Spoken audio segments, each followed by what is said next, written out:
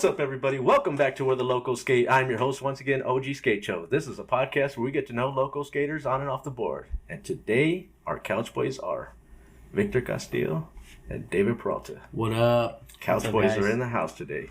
And now let's introduce our guest this week. We have a special guest in the studio, Mr. Mike York. Appreciate you. Thank you. What's up? Dude, thank you for joining us, bro. I appreciate that. Yeah. Dude, Yorkatron. Yeah, Yorkatron. How'd you pick that name?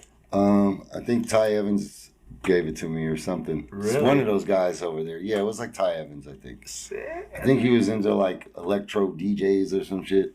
Like he was into his Darth Nugs and all this electrode music. And so I think that might have been the DJ something Matron. And he just put my name to it. I don't even know. Okay. And then that stuck.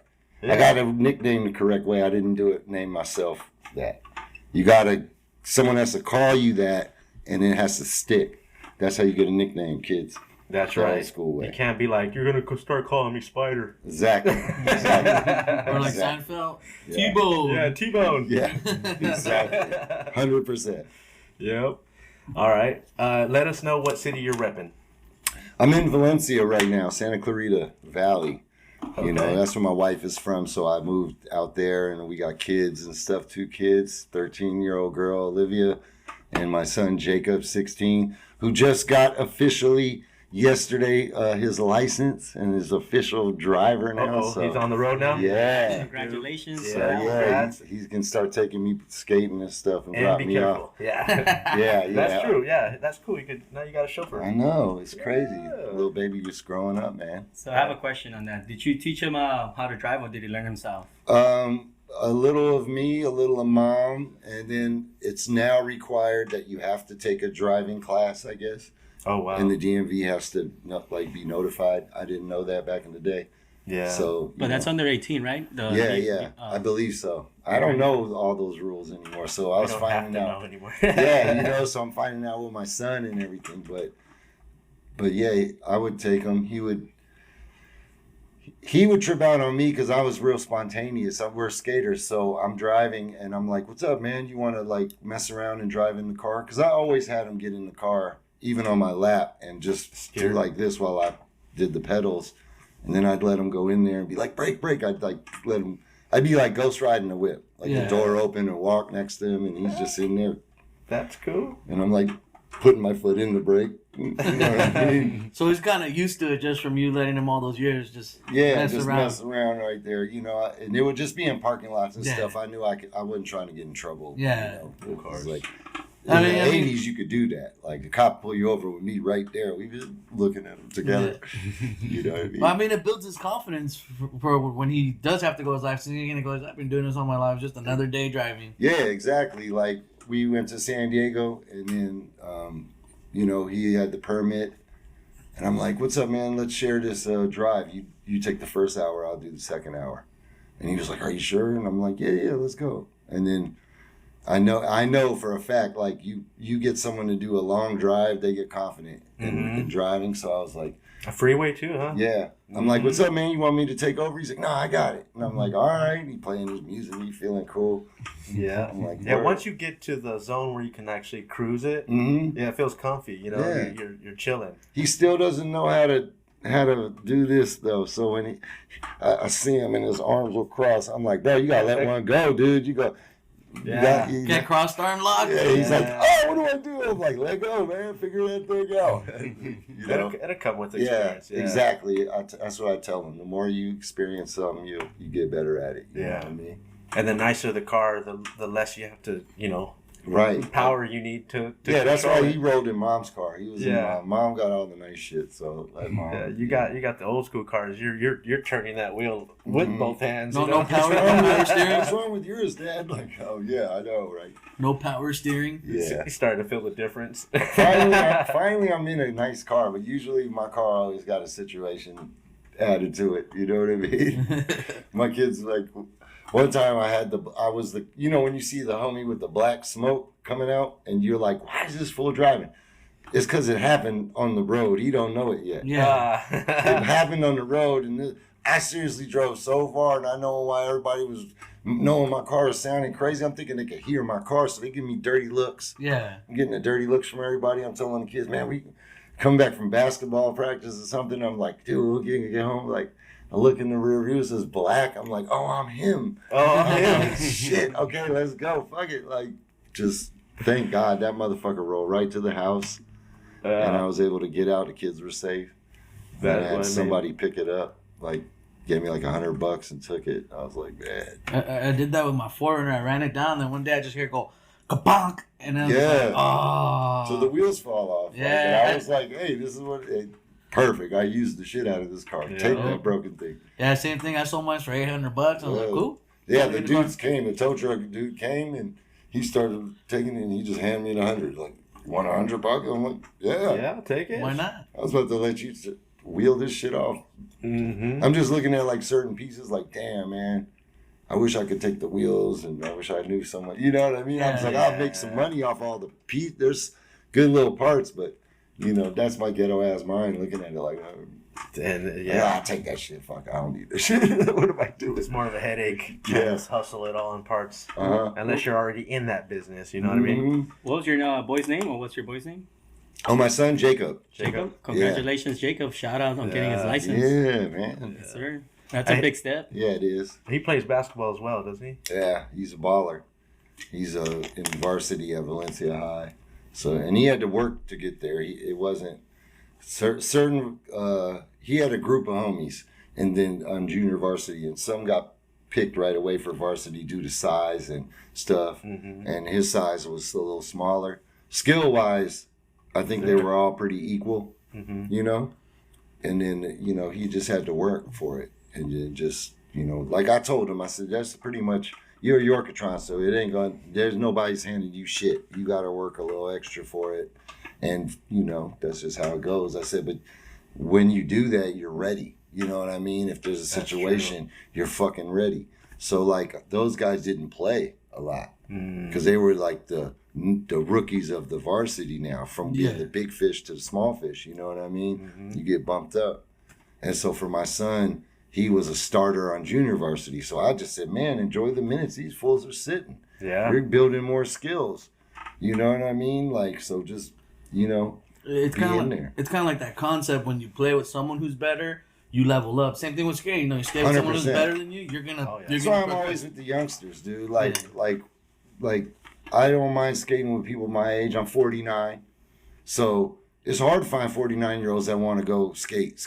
I got probably a handful of dudes, and that I could hit up and see what they're doing that are in that older bracket and they're down to ride shit. I want to skate, but mostly it's like I'm with people 20 years younger than me. Sometimes, we're riding stuff together. Are the older cats not skating due to because of work or like? Yeah, like everything, like Right. life period or whatever. But I think as you get older, your priorities are in certain areas. Mm-hmm. And so for me, skateboarding was like always there. I didn't. Every time I tried to get away and be a regular dude, it pulled me back in, dude. I could never do it. I couldn't do it. There's no way.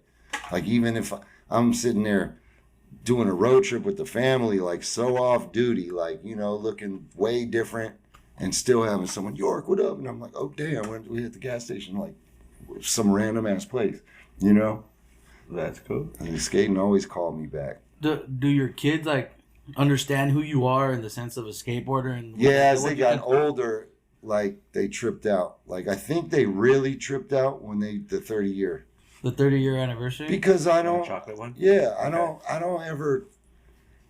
I don't know. I've never thought about talking to myself like that to them. But I tell them, but I'm not like, this and this. I just tell them, and they'll say, oh, skateboarding's cool, whatever, Mm-hmm. But it got you to travel and a bunch of stuff. yeah, no, it was amazing. So when they start to ask me stories, a lot of my stuff's new, and they go, "Whoa, I didn't know you've been to France before," or like shit like that. So it's kind of interesting because it's like, I don't know. I'm concerned with their lives. Yeah. I'm not talking to them about what I'm doing. Yeah. If they bring it up or ask me, or some sort of situation happens, Or they see it on social media, they're like, "Hey, Dad." That's what it was Yeah. too. A lot when they started going to school, and there would be skaters that went to school with them, they would say, "Oh, you know who your dad is?" That's cool. Yeah. They're like, can you get us some stickers? Yeah, it'd be like that. Or like one of the yard supervisor dudes or whatever knew who I was. So that always made me. I mean, there was a point in time where almost everybody had a skateboard at one time, you know, right. Whether they stuck with it or not, you know. Yeah. So yeah. I mean, it's crazy when you see like, you know, when I see a lot of like rock stars or you know whatever, like Justin Bieber, like fucking is skating and like he looks ridiculous, but he's doing like crazy tricks. Yeah, he's you know, doing he's it. in the fashion or whatever, you know. Mm-hmm. Lil Wayne too, you know, he's out there. Man, and I'm giving those guys credit, like because you can't just do that. Yeah, they do it because they love it, and it's not easy. You don't get rewarded skating very often, you know. You beat yourself up more than you get the reward. I trip out because even Lil Wayne said like landing a 50-50 grind was like to him was like equivalent to being on stage, you know, and getting a standing ovation or something. Just because, like he's like being on stage it was easy for him, and the 50-50 was actually harder. And then yeah, all of a sudden, and then everybody's like, oh, when he finally gets it because they see how hard he worked for it. He goes, that made it more even special. And you know you're being nervous to do something and to talk and perform in front of a lot of people is a different nervous than hesitating on doing a skateboard trick. I think being nervous on a skateboard trick is a whole nother mental mind battle. You know what I mean? Then all right, I'm gonna talk and I don't want to like mess up my lyrics. Like all I would do if I fuck up my lyrics, and then go back, right? But like if I don't get on this front crook right, I can get smoked. You know what I mean? So it's a whole. If I don't get on this 50-50, and he probably has gotten smoked. Mm-hmm. So he's like, if I don't get on and I do like last time I hit my shin on it, bam, or I rolled the back truck wasn't on and it rolled weird and I got smoked. Like that is in your head. So you got to battle, conquer that. Yeah, I believe he's broken a collarbone and stuff like that. So yeah, he's gotten his injuries in. I wouldn't doubt it. Yeah. I wouldn't doubt it. And everyone gets smoked. Like, it's not, you know. Have you ever caught a skate sesh with Lil Wayne? Nah, never have. No, man. He skate. When I watch him skate, he's kind of private, which I understand because he'd get mobbed and 40 questions, you know, in a minute, and he's just like, dude, I just want to try to grind. like Rodney Mullen style, like late at night, like when there's nobody around. Yeah, or you know, I see he's friends with, you know, those other dudes that are skating that are pros, that and amateurs that are coming up that have that etiquette to where they can see Wayne and be like, "What's up, man?" And then just focus on the skating, right? Yeah, he sees everyone is in the gym type shit in the dojo. So if it's like that, then yeah, I'll be in there with you. Yeah. You know what I mean? It's like if he was shooting basketball with like Kobe and them and was putting in that work. You're just in there shooting basketball. Yeah, you feel me? Not worried about fanning out. Right. It's like, knowing like I'm in your world now. Yeah. And you're as big as me in that world. Like if he's with P-Rod, right? Yeah. It's like, but I'm in your world. So like people gonna say, dang, P-Rod, oh shit, Lil Wayne, I know you from a different world. Yeah. But the people that are there are for Paul. You know what I mean? So it's going to be different. Like, also, there's no, like, motive, right? Like, if I'm in there, like, if Paul went in there to do a song, no one would be tripping on Paul because it's not really competition. Yeah. It's kind of like, nah, come in here. That's sick. You want to do a song. Yeah. Like, they would embrace it. Yeah. You know? And not go, damn, his rap was whack. He never did it before. Like Wayne's not like some people are like, oh, Wayne's style's whack or this or that. It's like, well, let that man like get comfy and be on that board. Yeah, it's like let him skate because every skater goes through that process where their style looks whack. And he's under the microscope learning which is whack. Kind of for him because you're not giving this man a chance. We are watching the process. Yeah, he doesn't get that process that we went through where when we started and our style was looking whack. Yeah, no one was watching us. No one's right. Not. But then once your style develops, now everyone's watching you, going, "Oh, he got a good style. He got this." But no, like earlier when you were saying, no one saw the run, the workout to win. The process, and that's the hard part. And so we're watching him kind of go through that, you know. And just because he's in that situation and deals with criticism doesn't mean that him or anyone that's in that boat should have to tolerate it and wants to feel it. You learn, it doesn't stop hurting these dudes, you know, but you just learn how to like brush it off easier. You know, your first bloody nose is a real big deal. After about 4 or 5 of them motherfuckers, you're like, yeah. You know what I mean? So it's kind of like that, but it doesn't mean it doesn't hurt anymore, any less, you know. But I think, and for him, skateboarding is a lot kinder than probably music and shit, because they're both competitive, but like, you know, we'll embrace Lil Wayne instead of like hating on it. Right. Like a real skater, I would feel would embrace it. Anyone who's dissing it, oh yeah, you know, you got like a weird issue, and it's probably has nothing to do with that shit. It could be like even people on his side, like just being like, dude, you have a lot to risk and lose if you get hurt, you know. And he's like, but I love it, you know. But really not. Like, you're not gonna fall on your throat and lose your fucking voice, and you're not gonna hit your head that hard. Hopefully not, you know. Right. That you can't do the things that you do because he makes music, you know, and you could be creative with handicaps easy. I just love the fact that he embraces skateboarding like he does. Like he learned the way that, like, how it is for us, you know. I mean, there's no shortcuts to learning how to skateboard. That shit takes. You have to. There's a mental strength that, like, you know, as being an older skater, that's what I'm kind of focusing on. There's a lot of head things, not so much my body. All of our bodies can do this shit. Like, if you're able to get on a board, push, and kind of crack a ollie, and it don't hurt that bad, your body can do a lot of skateboarding. Our minds get us programmed, and skateboarding has shown me in the past, like, limited beliefs. Like, my own imagination will only go so far, where I wouldn't even, like, meaning, like, oh, like, I could frontside crook that ledge, but it's a little high. Maybe I could front crook this low one. Like, I'm only thinking that. Why can't I think I'm a front crook that fucking tall ass ledge? You know? So it's like, shoot, what did they say? Shoot for the moon, land on the stars, shoot for the stars, land on the moon, some shit like that. Yeah. It's the same thing. So a lot of skaters will have a limited belief. Oh man, I'm pretty good. I can't get on that company, but I can maybe get on that company. And you just thinking that shit. Yeah. So skateboarding kind of had me doing that, and I had to, like, one time I was like, what the fuck that, like, and that's kind of why I'm riding those big boards too. It's like, challenge accepted. Like, nah, I'm gonna figure this out. I'm gonna do it. I'm gonna do a big spin flip on this big board. You know what I mean? Yeah. And so shout out to everybody skates. I have a question on that. You said you're 49, so at what age did you step on the skateboard, or did you first see a skateboard?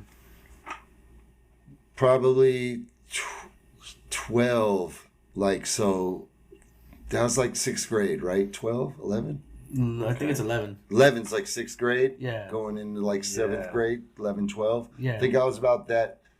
I was already riding bikes and stuff, but just riding them and plopping off the curb and all that. Just pretending like I was doing something. And then I was lurking after school one day, and I saw these dudes like in Animal Chin before I saw Animal Chin. Like, when I watched that scene in Animal Chin where Jim Thiebaud and them push up with the ramp, and Tommy and all of them, and they have a ramp on a skateboard and they push it. That was my first introduction to skateboarding, bro. So I'm looking, it's 80s, you know what I mean? It's like 88, 89 maybe, something like that. Because I remember because it took probably a couple years before I started getting down, and then boards was changing. Yeah, because shit was happening fast. So probably like 88, in the school year at 88, like, it's about to be summer. And I see these fools come in, boom, and and they all had fucked up boards, like skated up boards with stickers and writing and shit on it, bands I didn't know, but the grip tape all chopped up. Yeah, everything was fucking amazing to me. Like, I'm a little kid looking at this, like, their shoes were all fucked up. They had the Converse, high top Converse on and shit, and all this shit. They had the shorts, and homie had the fucking Tony Hawk hair. I had never seen no shit like that before. I was looking like, whoa, what the fuck? And they put the ramp up to the wall ride, and the ramp was big. I remember the ramp was like waist high. I'm like, God damn. And they put it up on the wall and they were doing fucking wall rides. I don't know if they were landing it, but they were going up. They were riding it. And I was just amazed. And they were older than me, so I couldn't go up and talk to them. I was like a little kid, so I just watched in the cut, like, oh my God, like on my bike, like, what the fuck? And in the bike magazines would be like a bike shop or whatever, and it'd have like a little bit of skateboards like right across. Mm-hmm. And so that's where you would go to like check out. That's where I seen the Roscop face, because it popped, because the boards was like this big, like 4. Where did you grow up? 5. In the East Bay, in the Bay Area, in like. So when I was little, we lived in Oakland, then we moved to Richmond, and then El Cerrito, and then Albany. And then from Albany, that was when I left with my mom. San Francisco, I lived in San Francisco, and then LA, and back and forth. So the East Bay, Richmond is like where Master P was from back in the day. Yeah, yeah. You know what I mean? So as I got older, we moved to nicer neighborhoods instead of the other way around. So when I was little, we lived in bad neighborhoods, you know what I mean? And then it started getting like better. Well, my bad. What city were you born? Did you say? I was born in New York. New York? Yeah, in the Bronx. The Bronx. I was born in the Bronx, in New York, and then as a baby, they moved to California. To the West Coast. Yeah. Nice. Yeah. That's where I got. Do you have like siblings and stuff, or? Yeah, I got a whole family, but like my dad. So my dad is Jewish and Orthodox Jew, like that, the gnarly, and I don't know, him and family had beef and funk, and there was a separation, and I just rolled with my tribe, and they, I had like cousins I never met, uncles and aunts I never met, hella siblings that like I was getting Facebook shit, and they was like, man, I feel bad for you, like, sorry, like, da-da-da, that kind of shit where, like... Is this before or after your pro career? Oh, way after my pro career. This was, like, I'm probably on Facebook, like, posting, like, pictures of my babies and shit. Yeah. Like, oh, shit, like, little homie fucking, did something like a normal human being for the first time. He did some normal human being shit, finally. You were the only skater from your family, or there was someone else? My cousin Alfie. My cousin Alfie, he was like on my mom's side, my aunt, whatever. And then he had a little metal banana board. He gave it to me a lot. Like he was like already moving out of his place, I think, or something. Mm-hmm. And so he was like, "You want this?" I was like, "Yeah." So I like tried to do it. I couldn't do it at all. Like I had no clue. And it didn't work, so I just kind of put it and didn't ride it till way later. And then way later, when I pulled it out, they was already riding like different boards. So I was like, all right, this board is just old. Because my cousin was. Did you get to go to the bike shop and pick out a board? I was go to this one bike shop called Hank and Frank's, and it was in Oakland. It was on. I want to say like by Rock Ridge Bart. That one bar station that all them dudes skate, like Chico be skating there, Slappies and shit. Mm-hmm. And I bought a few boards. I bought like a John Lucero board there, a few other boards there. And they had the exact same thing. Full-blown bike shop, smelled like rubber and shit, Mm-hmm. Had the counter and with the grips, and then like a couple sets of truck stickers and like boards on the wall. So there was just some little mini skate / department. It wasn't even a full skate department. It was like, we'll put this shit with the right. I remember my first board. I had to go to a surf shop in Huntington Beach, so it was like a little section of skateboards in the back, Mm-hmm. So yeah, that's cool. Well, since we're on boards, there's a homie out there in New York, Dave Scoot. He's a big board collector. Oh dang, okay. Probably sounds familiar, but he had a question for you. Was there a graphic as a kid that really hyped you up? Like little when kid? You first saw it, yeah. Yeah, the Rob Roscop with the face on it was super sick. All the John Lucero boards where he's like looking through the bars and shit. I like that one. And did you get those boards too? No. No? And I like the Ripper guy. Uh-huh. Yeah. I never got to get any of those boards, so when Pal made the reissues, my man DeVille over there, I was like, bro, can you send me a few of those Rippers just for old times' sake? Because when I got into skateboarding, those boards were already old. But yeah, they're you know what I mean? Yeah. And like the new shit, like popsicle shapes were coming out. not popsicles. It was still More shapes, nose. but like more nose. Let's just say like G and S and like I kind of remember that. I want to say that like transition. Blockhead. I want to say Blockhead, GNS, and like Schmidt sticks. They started doing like the nose going up, you know. It was kind of funky too, like Yeah, really they- high, right? Kind Yeah, of like they were like big noses. And I remember having a Chris Miller board with like a dog on it with like a Christmas tree nose, like a drawing or something. I think they did a welcome reissue, but I had that OG Chris Miller and I had like a fucking kick nose. And I remember like we all had to relearn 1-foots because we were riding boards with no concave nose and doing ollie 1-foots. And then when that came, it was catching our foot. So we had to learn how to like do it. I remember a few of us playing with those boards. Was that around the time you was like skating for like mid-circle and all that, or? Nah. I didn't ride for anyone back in the day. I was probably the last guy out of all my friends to get sponsored. Okay. Like everybody was getting hooked up and I was like, you know, just kind of like seeing it happen, but I didn't know, you know, what was going to go down. And then I was on Reel. I got on Reel.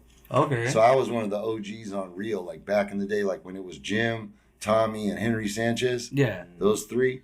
That's when I was like on that shit. Okay, that's cool. So Who was the team manager at that time? Do you remember or not? I want to say kind of Jim and Tommy kind of ran it. And then there was the owner who passed away was Jeff Clint. Jeff Clem. And Jeff was kind of like all of the above, kind of, you know, he was real. Kind of just plugged himself in wherever. Yeah, like you know, if Jeff was there, he was the highest, like, I guess, in command, I guess you could say. And Jeff would be around a lot. Like, usually those guys are hard to, they're in an office or they're not there. Yeah. He was around a lot. He looked like he, like, enjoyed being there and getting it. And then Shrugi was the team manager for, like, Thunder and Spitfire back then, too.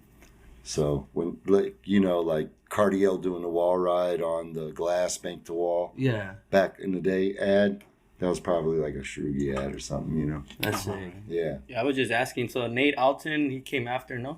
Like because he was a manager too for Rio, I think. Oh, yeah. I have no idea after that, like, that they've had a gang of dudes go in and out of there. So, I don't know. Shout out. Yeah, I don't really know all that kind of stuff. Like, I don't know who works anywhere anymore. Like, I used to know back in the day, but I'm out of the loop with that stuff. So much has changed. You know what I mean? Companies aren't here anymore. Companies are back, but ran by a whole different person.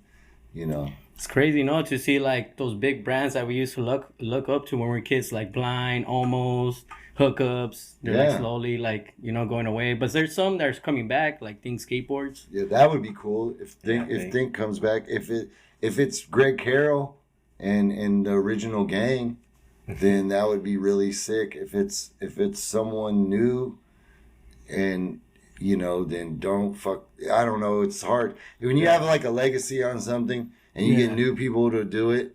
It's gonna, you know, with their twist of how it should look, kind of thing. Right. It's like they're trying to reinvent the wheel. Right. Yeah, it's not the same. It doesn't have that same kind of like direction, you know. Sometimes. And Think was sick because it kind of had like a street. It had like street vibe, DGK kind of vibe, but then it had like, it was able to like do other stuff too and kind of have fun, witty The logo was graphics. cool. Yeah, logos are dope. Name is dope. I remember growing up with it as a kid, seeing it in like, because I would get the CCS magazine, circling boards, and I'm like, yeah, I'm gonna have a Think board one day. Yeah. I remember like all my friends got sponsored by Think, and they had a board, a missing children's board.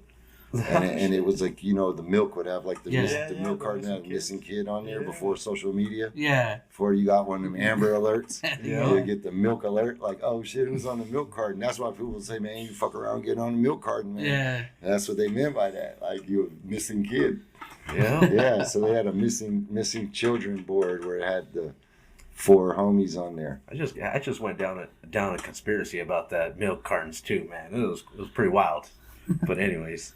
Yeah, that was a crazy little time, man. Yeah. To that. So what came after Rio? Like, where did you go after that? So I was on Rio, and then that was when all of us started getting on World. Like everyone was getting on like Blind and World Industries, and World Industries was starting to kind of be out with the old in with the new kind of thing. You know, like I remember when Shiloh, Chico, and Day One turned pro, all three of them were like, what? They weren't ready. Like none of us thought like that. Mm-hmm. So they just turned them pro. Like, nah, Rocco's like, nah, fuck that, you're pro. Like, you guys are good. I see it. Like, you're pro. Like, go. And then just, like, they just started sponsoring a lot of us at Embarcadero. And so because of that, a lot of the LA dudes would come to San Francisco and skate. So luckily, me being at Embarcadero that whole time, everyone wants to come and skate Embarcadero, right? So me being a little local there, they would catch wind of me or whatever, boom.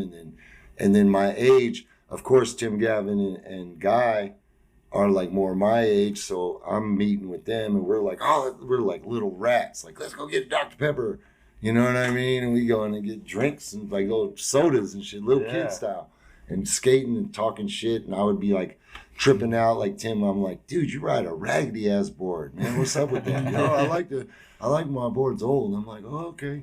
Because everyone in Embarcadero was like, new board. Yeah. So I'm like, damn, fool, you got the razor tail? What are you doing? Like, you know, and he's like, nah, this is the way y'all do it. Like, and so it was like fun seeing like that kind of shit. Yeah. Then when I would go to LA, they would let me stay at their pad. Sick. And then, you know. Yeah. And then LA to me coming from the Bay was so crazy. Like the first couple times, like staying with them and seeing the way that they live day to day, I was like, oh shit, this is some different ass shit. Okay. You know? Just like just going to their house and being like, bro, you want some old shorts? You want some old clothes, York? And I'm like, yeah. Well, what do you got? Let me see what you got. This motherfucker pulling out wardrobes and shit. I'm like, bro, these are polo. You don't want these? Nah. I'm like, bro, these are, you know what I mean? Yeah. And I'm looking at the homie like, my first pair of polo G's. Yeah. You know what I'm saying? Like that kind of thing. Like Costin, he would do that to me. He would just bless me with all kinds of shit back in the day. That's so rad. Yeah, like that shit that meant a lot. So when you like went out like that, were you staying at your parents' pad or you're on your own? Yeah, I was at my parents, and then I would stay because my father passes away. I'm at Eric's house. My mom calls. This is landline days, so my mom has to call. I think Aaron Mays is staying there too. I think somebody picked up the phone. They told me, yo, your mom. I'm like, oh, shit. So I get on the phone, hear the news from mom. I'm like, oh, damn. I go to, take a shower or whatever, come out. Costin already got a fucking plane ticket for me and shit like that. So I'm like, damn, Costin is a real one for this one, And so from that, I was going to move to LA prior to that. But then when that happened, I was like, oh, I'm staying with my mom. Like, this is crazy. Because it was just us three. So I'm like, damn, she don't really got nobody. If I just moved to LA right now, I'm tripping and she's tripping. Because I'm going to be affected. And then she's hella far away. So I'm like, that's a dumb move. So I stayed home with her. But then I would travel. I would tell her, like, I'm going to live here, but I'm going to travel. Whatever you need help with, I'll help you. Because I was already getting a little money from them. And I didn't have to pay rent or nothing. So I was like, I was able to have money, but it was just survival shit. It wasn't like I was clocking dough or anything like that. But were they supportive with you like leaving and doing your thing, or they were like kind of like worried? Oh no, yeah, they were super supportive. They were tripping, especially when I started getting free shit. Yeah, stuff to the house. They was like, oh, yes, like, we don't got to buy that shit no more. I'm like, yeah, man. Like, because I would be on it. You go through shoes fast and everything. And anytime they would offer me something, it would be skates thing. Mm-hmm. So they were like, damn, you don't want to, like, let's go back to school. So I was like, nah, let's go get a set of wheels. Buy me a set of wheels, and then these pants are cool. Yeah. She'd be like, well, you don't want to be fresh? I'm like, the wheels are fresh. You know what I mean? I'll be trying to bargain around the money after a while. Like, nah, I'll get My homie will give me a sweatshirt like it. Yeah. Give me some trucks. We don't got those coming to the house yet. Yeah, I wanted to skate. I give a fuck. And then there was a minute where I didn't even care. I'm like, bro, let's go to Goodwill. Oh, that we'll go to Goodwill, and I'll give me some collar shirts look like Gons. I can't get these at the where you want to shop at. I don't want to look like that. I don't want to look like Arkansas. You got the button up fun shirt. What? I don't even know how to shop for that shit. I'm a little kid. I go to Goodwill. I see one. That's what I want. You know what I mean? Yeah. Button it up. This shit's fire.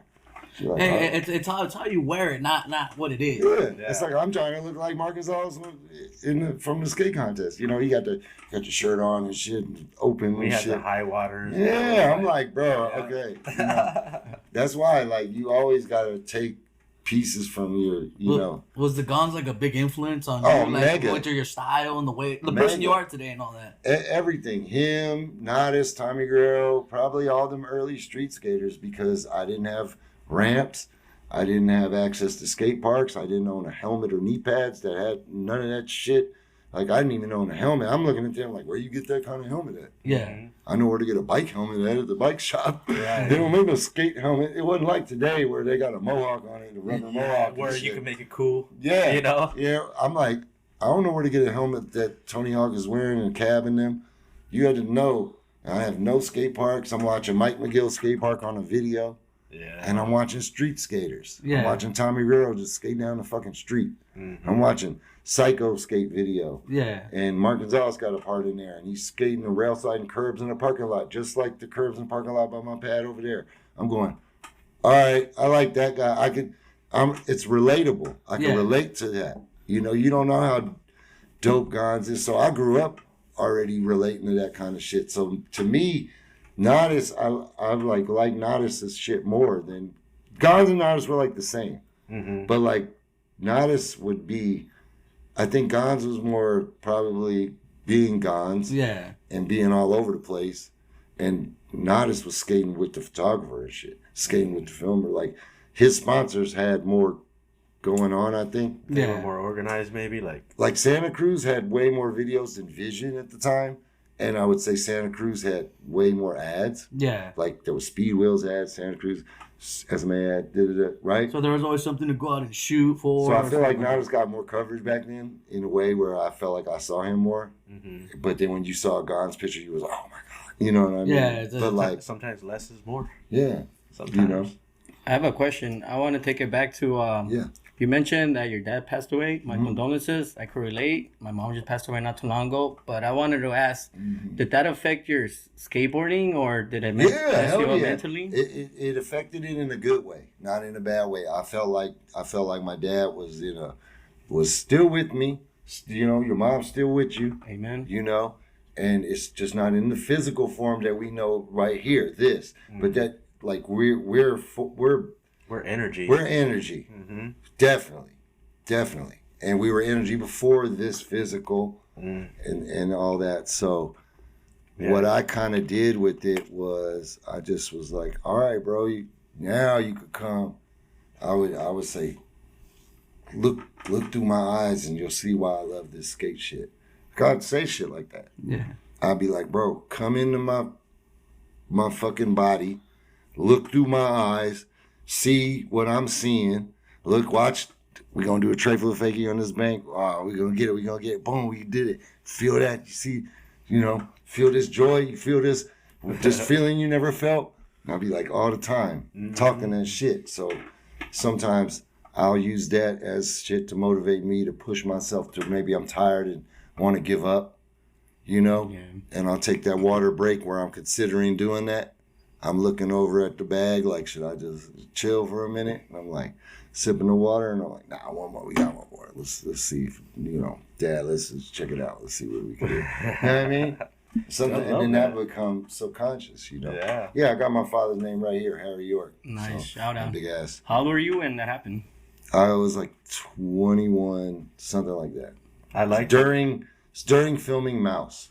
I like the board they came out with for you. Yeah. The one they just dropped kind of recently. I didn't want to do that one at first because it was so special. I was like, I don't private. I don't want that motherfucker in the sale pile and shit. Like seeing my dad's, In a stack. Yeah, you feel me? Yeah. But nothing I could do about it if it was. but it was something I didn't necessarily want to see it in the.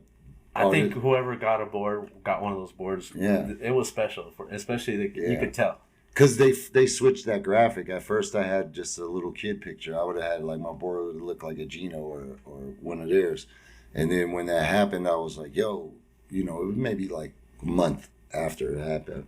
So I'm like, I got another picture with my dad holding me. Can you put that one? It's the same thing, little kid picture. Mm-hmm. That's what you want. But my dad's in it. For my dad, for me, it was like 100%. And so that was rad because it wasn't just chocolates.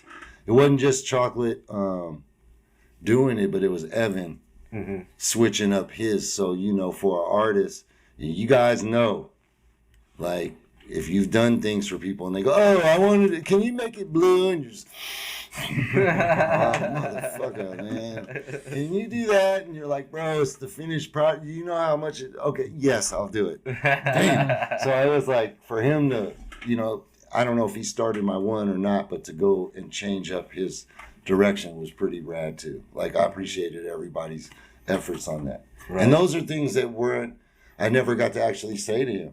You know what I mean? Yeah. So, but like we were talking about filming earlier, like a filmer doesn't get enough credit. Yeah. Standing there warring with you. It's like that same thing. If we're all in on it, we're there. So if I'm ever filming you, don't start apologizing to me because I'll tell you to shut up. I do the same shit. I'll be like, shut the fuck up, don't apologize. We in this shit. Go put that work. Sorry, dude, I think I could do it. And, man, sorry. Don't owe me nothing, bro. I'm filming you, we were together. Go put that shit. Be a beast. Get that motherfucker. That's right. That's right. So speaking of pro decks, how many decks do you have, do you think, out there? I have no idea. I don't know. There was a minute they was cranking them things out. I have no idea. I never counted it. Did you try to collect everyone that came out? And man, do you still have some? I have a gang of them. Mm-hmm. I would do it more for my mom. Like when I was away and had chocolate, I would go to Girl and my new board would be out. And I'd be like, oh shit. And I'd ask those guys every time, is it cool if I send a couple of these boards? And then my mom like going to like A's games and shit in the Bay Area. She was a big A's fan. And so she liked me sending her big extra large sweatshirts so she could just get in that shit, the games be cold as fuck out there. Yeah, in the Bay. So I would always send her chocolate like gear. She would send me some big sweatshirts and some big shit I could sleep in and all that. So I'd send her t-shirts and crap, whatever, and like 2 or 3 boards, 2 boards, just so she'll have it. And so it's funny you mentioned that. So I linked up with a dude.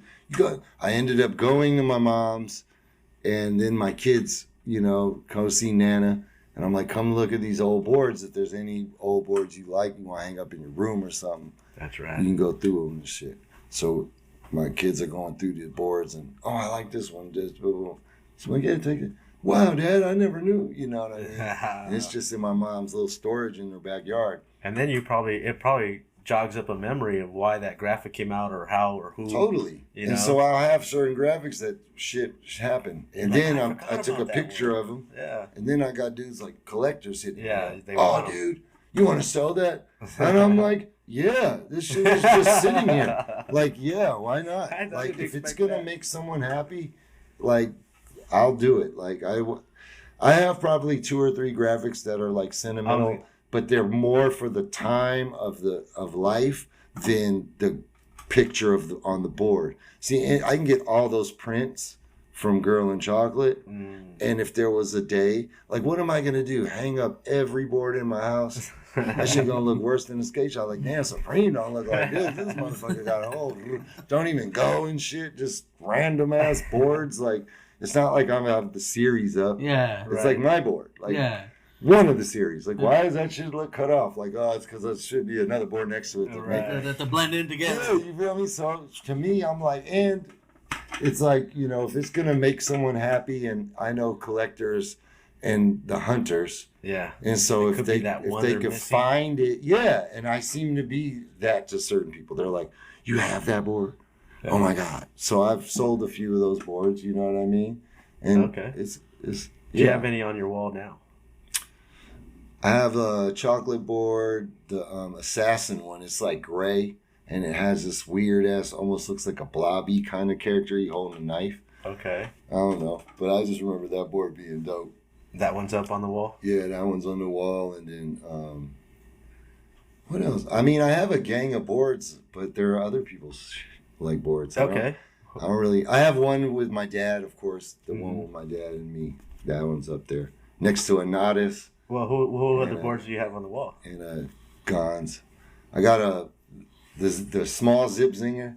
I mean, a small what is the Beamer? The Beamer? Yeah, the evil Beamer, like a small one. Then I got that Nodis, that like the SMA one that they reissued where it like moves. It's like a hologram. It's like that DGK one, actually. Yeah, he like comes out like the tiger, like, okay. Or panther comes out at you and scratches you.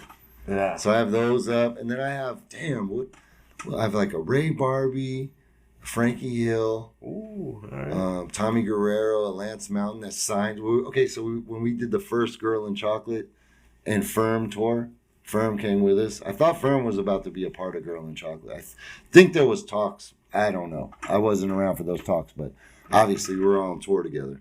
So I thought, everyone did. I don't know if it was official, but so. Was that the hot chocolate tour? No, this is like in a 411. Okay. This is our first one. Like Daniel missed it because he got shot. Oh, shit. Yeah, he was supposed to be on that trip.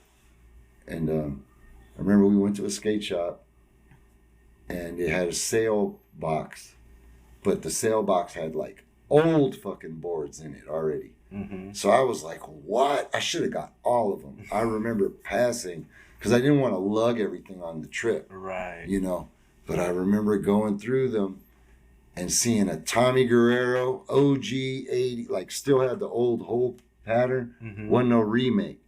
Tommy Guerrero with the fucking fire and the sword and You're shit. talking about the hole, like it had a hole, like a giant hole cut out? No. Oh, okay. It was the hole patterns of the trucks. The difference, yeah. And then they had the old ones. Because I remember our trucks back in the day used to have like 6 holes. 6, right. Yeah, because you had to pick whichever was going to fit the board. Because you want as a no slides, you put the bolts back. Yeah. So this still had the old pattern. It was like probably right when they stopped doing bonite. They used to put like tar paper shit inside there, and that shit would delaminate after a while. Yeah. I wasn't skating yet.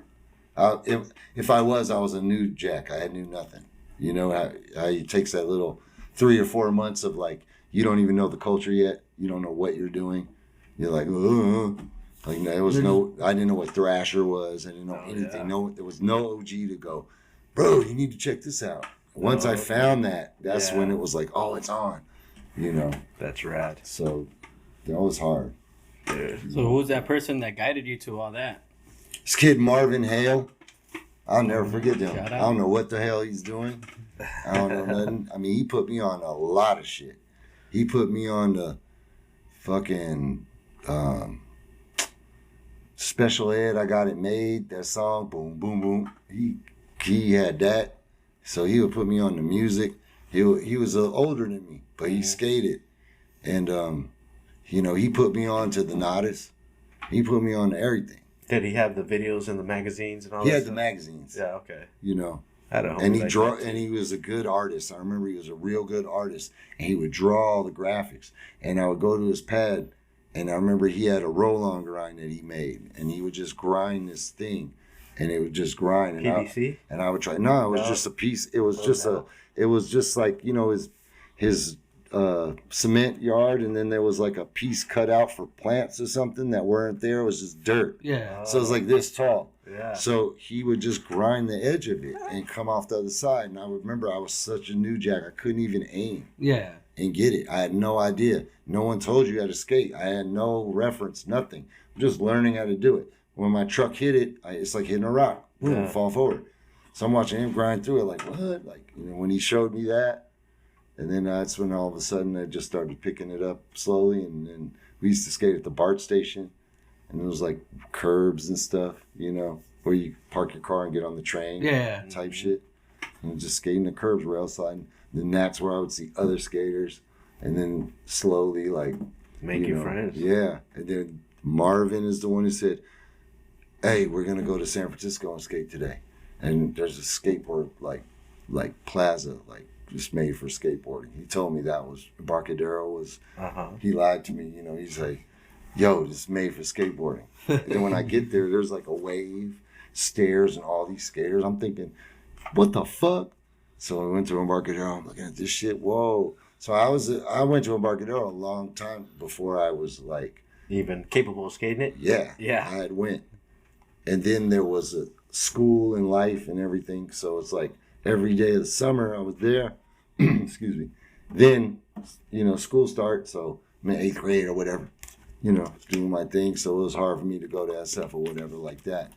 Then once I started like about 10th grade, 10th, 11th grade, definitely 11th, 10th grade, that's when I'm already skating and I'm already like, bro, I'm out. Like I'll go to school, do math because I like my teacher, Mr. Barker. He was cool as fuck. So I'll go do math. After math, I grab my board, bounce, go right there, sit there and wait, watch my mom drive to work.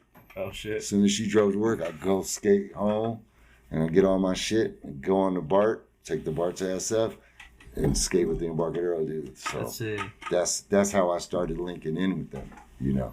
And it was just going all the time, like anywhere, like your local. Except they were cool, but Big Brother, mean 80s, early 90s style. Yeah. Where you got a fucked up nickname.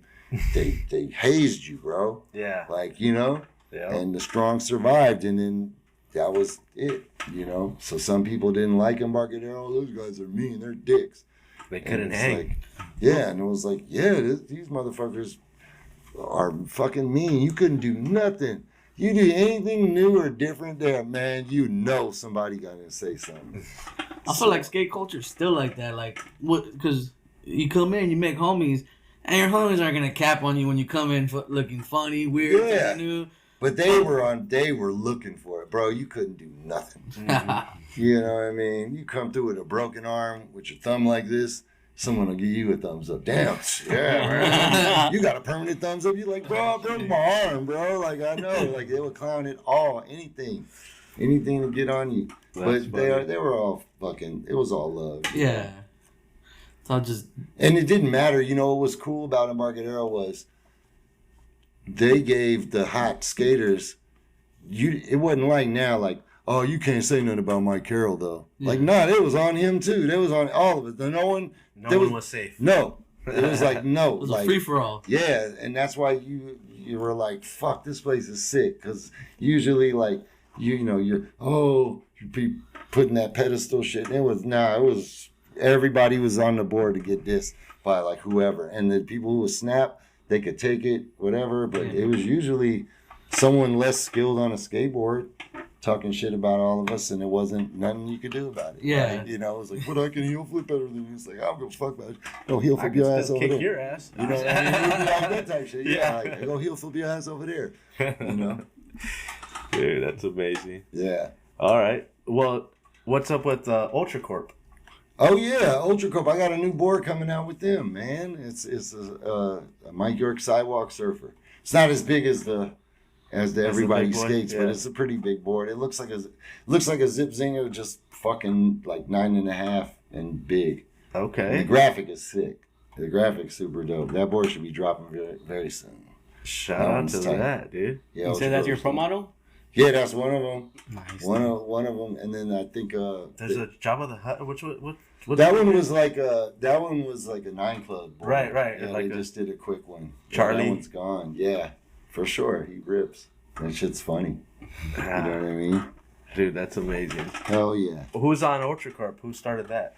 I think Brett Subi. That's Brett Subi's deal with you know. Mm-hmm. And then there's the guy Ted in the background, you know, and then I think we're putting on a couple new guys. Okay. So I don't know what the team is exactly, but I know that the thing we've been working on is petty crime video. Right. And I know that's what. So Brett's been pushing toward that. And I heard you're working on a little part too. Yeah, I got a little part in there with some stuff. Switch trades? I have a switch tray in there. There's a switch tray. I talk too much shit. So Heck yeah. I talk too much shit. So while we're gonna keep the interview going, okay? Yeah, of We're gonna course. keep it going. Yeah. But I multitask, okay? And For sure. and I don't come empty-handed, and I need to bring the a present. I bring a present. So we got one Schmata Monster. I didn't know this guy was gonna be here, so I was like, I gotta get a Schmata Monster. I had purchased him in the past. So I'm glad that he made it. So what I'm gonna do while we're doing this, he's here every episode, but he bounces around. Like usually, if I remember, he'll be in a different spot. Dude, I need to finish this dude right here. This guy. Yeah. What's left to finish? I just got to sew him up. Sew him up. So I'm gonna do that while we're doing this. Okay. On here, because that's what I do on my Schmata Monster TV. I see. Is I sew these up. I joined shit. I joined your live yesterday. I know. So what I'm gonna do is I brought a little bit of my goodies. Oh, you got the cookie canister. Yeah, like an old lady, like an old man. Like right here, I got my little sewing shit in there. You know, you learn from the best right here. I got this at the Dollar Tree store.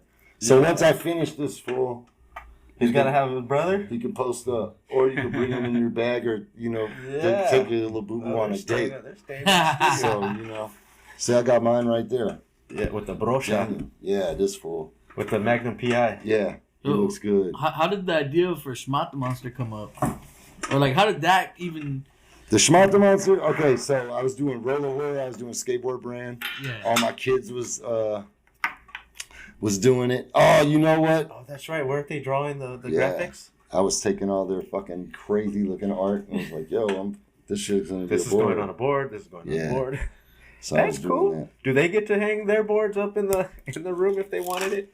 Yeah, I had them up. Okay. They had boards. Like, they know how to skate. I was bringing them skating, man. Those kids was riding. Hey, you on paper towel or something? Yeah, I can sweaty. Get you. Thank you. Let me get them one. You do your thing. And all right. I'll jump out of the screen one. Thank you. So is that your own side hustle, or you got someone helping you out? No one helping me. I just do it. So what happened was, thank you. I appreciate it. Got hot when I pulled out the Schmata, You're bringing that fire. Yeah, not nervous, but, I don't know what it is. It's a good emotion. The weather. I got pumped up. So in case you want another water as well. Oh, word. Appreciate you. I got a good question. And I need to wear my your glasses. My glasses so I can't see shit. Glasses. Oh, what? Everything came to life here? Yeah, it did. So I got a question to ask you. Yes. What's the best session you ever had with the local ripper that never got known? Dang. That's a pretty good one. Where'd you get that? You're looking in your pocket, Dang, dude. What's going on with that? That's I have a couple questions that I've been writing out through the whole week. Okay. I have a few of those, man. So we'll start with my Embarcadero friends, like Mike K.O. Wingding, Shelby Woods, Jake Vogel.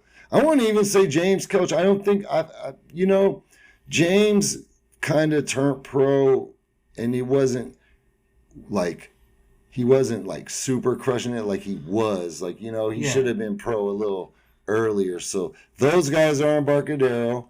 I want to say my Pier 7 dudes are like, my man Serge was real good. Pat Washington should have been bigger. Marcus McBride should have been bigger. Marcus McBride should have been way bigger. Mm-hmm. I think Marcus McBride should have been San Francisco's guy, personally. Yeah. Like, those days, I think Marcus should have had a pro shoe. I think Marcus should have had all that DC shit or whatever, I don't know. There was a gang of dudes. Like, God, so many people, man. I think Lee Smith even though those guys were very successful in skateboarding, I feel like they should have more. Like, Lee should have way more, Yeah, it was a question I thought, because I was like, you having a career like you've had, and just getting to skate with so many people, I can only imagine like all the cool people you've encountered, and some dudes that you're just like, damn, this dude should be up there. Oh yeah, exactly. I mean, nowadays too, though. Yeah. But it's also like, it just depends on like who you're around and kind of what you want to do. Like, I know some really fucking amazing skateboarders, and they are lazy as fuck and don't fucking film, don't care. I'm like, bro, like, what are you doing? And they just they're not into it. And I'm thinking, like, maybe that's like why they're so good, because they don't care. And like I care, and I have to work hard. Like, you know what I mean? Yeah. Like, what the fuck? Like, you don't want to film that? Like, nah. I'm like, I would have filmed it. Let me borrow that shit. Yeah. You know what I mean? Hell yeah. But like me as well. Like if soon as someone puts a camera on, I kind of start. Now it's taking a minute because the pressure's on. You know. Totally. The bail gun. That's why I like to set it to the side and just. Me too. You know, like I'll do it on my time, and then I can go erase it when I don't land it for 20 minutes, and then get that one 15-second clip I've been working all day for. That's exactly right. You know, and working on stuff feels good. You know, you don't want to always just be making shit, then you get bored. You know, and I've seen that happen too. But I don't know, man. Some of these guys, it just boggles my mind. I'm like, dude, because my body's all fucked up. So I'm like, give me your knees, man. Seriously. You gonna sit there or sit with these arthritis knees? Let me get them good ones.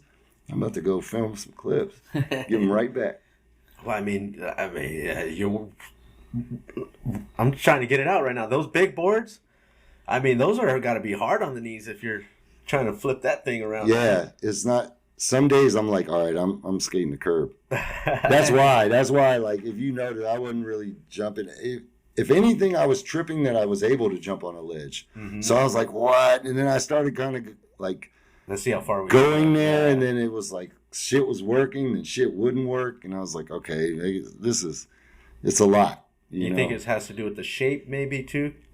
Or yeah, I think I'm riding the easiest shape to ride. Okay. Personally, that pointy one. Yeah. Even though it looks crazy and everyone's like, what? The dynamics of it, like, it makes it work. Like that pointy nose is, if you ever do a tray flip on a board with like a pointy nose, it's going to work so good. Because the last part of the tray flip, like the 270, the flip over to your foot, that gets caught by the nose. So if you're riding one of those big fucking noses, like what are those quasi boards or something, big fucking shovel nose, the tray flip, the end's going to be hard. It's going to like 270. But when it's pointy, that shit just whips right to you. I don't know why. It's just the science of it, dude. Breaking through that airspeed, aerodynamics bullshit. It's true. That shit is all true.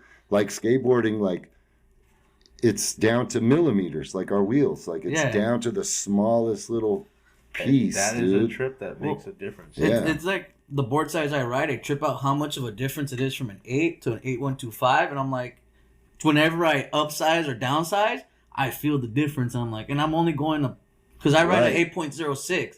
You give me an 8, I'm like, this 8 feels off. Right. It's too small. So I'm into that whole thing. I'm into the adjusting. You know, I'm into the like, all right, dude, I'm riding this fucking little ass board. I know how to do all these tricks. I just got to adjust. I have to like put my foot here and do this, do that, and, you know, figure it out. Yeah. And so for me, it's like learning a trick over again with the knowledge. Like, okay, I got to relearn this motherfucker. Like, but now it's like my stance is hella wide. I got to like pop different, weight different. Like I did a kickflip back tail on that big ass board. And when I slow-moed it to look at me where I was like flipping like waist high. My legs. To get on a curb.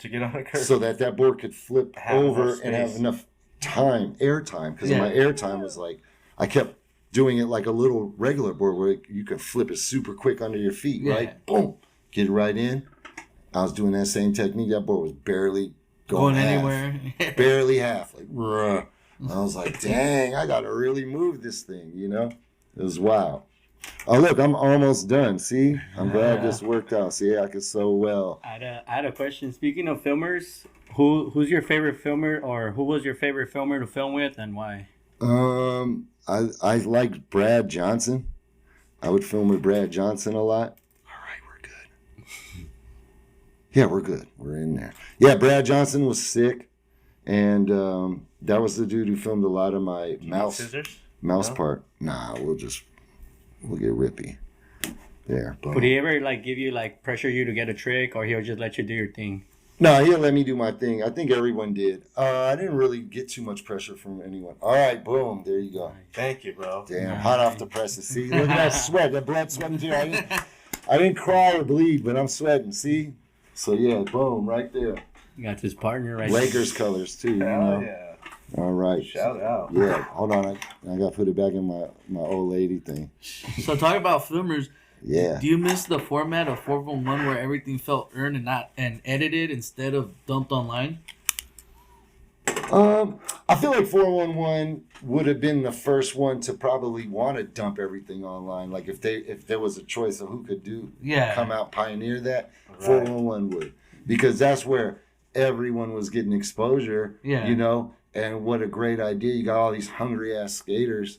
You know what I mean? And so now they almost create, like 411 created like the filmer with the crew. Yeah. Like there wasn't really that, unless like back in the day there would be a filmer that filmed for, you know, whatever PAL, right? Yeah. You would have certain people that were on PAL, so you would link up with that guy Right. Yeah. at his time, right? Where later Make on an it appointment. became like you film with this guy and him, and we all go out, we're crew now. So that kind of started happening, you know, where people had their own cameras now. Exactly. Right. That's what I was gonna say. Whoever had the camera, like Right. those were. And then you roll with those dudes, and then they're cool, and you know, that's how that kind of, That's it. you know. Because I see that now with like everyone. Now it's standard. Yeah. Now it's normal. Every crew has one filmer. I mean, fucking Beagle has a whole lane. Yeah. Beagle got a whole lane. Like this dude took that, and when I Hijinks. skate, and I film, and now kids can go, oh damn, I can't be Reynolds, but I could probably get a camera And be Beagle. and be Beagle Yeah. and film Reynolds Yeah. and still be right there in that video in the mix and everything and be a part of it. It's kind of like even as you become an older skater sometimes too, you can't really skate no more because of the injuries. Yeah. You kind of even transition to like me. Like I started transitioning more into like, oh, I like John Miner. John Miner's filming is crazy, and like I looked up someone's like, well, I can't skate no more. I'm gonna try to be the John Miner and do that for my homies. That's right. Make That's them right. look good. And you're still in skateboarding, and you're doing something new, Yeah. you know, and then you're also doing something that actually can avenue out. Yeah. How many skaters? I mean, we watching Spike Jones get a dang award right on TV. Right. I'm texting him. He ain't text me back, but I'm like, how tall is dude? How tall is this celebrity? You know, fucking with him. You still have his number? Nah, I got his old ass. I don't even have none of those numbers. Yeah, nah, it's been a minute. Okay. You know, I think if he saw me, he'd remember me though. Yeah. I hope. I don't think you forget someone you do work with I'm like fucking that. around. Nah, yeah. I'm sure. You know. You guys created a whole legacy with Yeah. with right and everything. Yeah. Mountains. No, like I've done some Spike Jones. I've been directed by him. That's so You know, me and Keenan and the boys have been directed by Spike Jones before, so you know, hold that one in the resume. And what I remember is, didn't you have to ride like roller skates or something? Like, No, I just Alright. they had me fly off the ramp, and I got all fucked up, and then we were like scamming yeah, okay. like all the shops to like get the girl dudes out of the.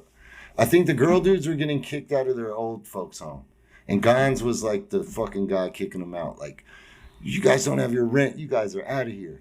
And so Rick and Mike and them dudes call us to like, you guys need to go on tour and scam for money. So that was what the whole video was about. yeah, I remember that. So each rider before our part had a skit where we were the scammers. You know what I mean? I remember like did like a demo and then And then I had bounced the with fake, all the fake blood. So we get the money, and then, oh my God, Mike fell right away. We can't do the demo. We have to go, dude. Get him to the hospital. Okay, dude, see you. Yeah. We only did the demo for 5 minutes, and we're like, we got. All right, let's go that's again. Like, we scammed him. Like, we're on the road again. Like, wipe this shit off. Like, pull out the fake On blood. to the next. Yeah, so that's what that was. Just like when Keenan and Ray Barbie is behind the counter, which is like so amazing. And then he does the "Can I get change?" You know, and then he puts it in the envelope, but takes the money out, folds the envelope. Homie puts the envelope, okay, gives him the envelope right on, walks out. Wait, there's no money in the envelope. Keenan's already like at the car counting the money, like, we got it, dude, scam style, you know. That's funny. Yeah, it was sick.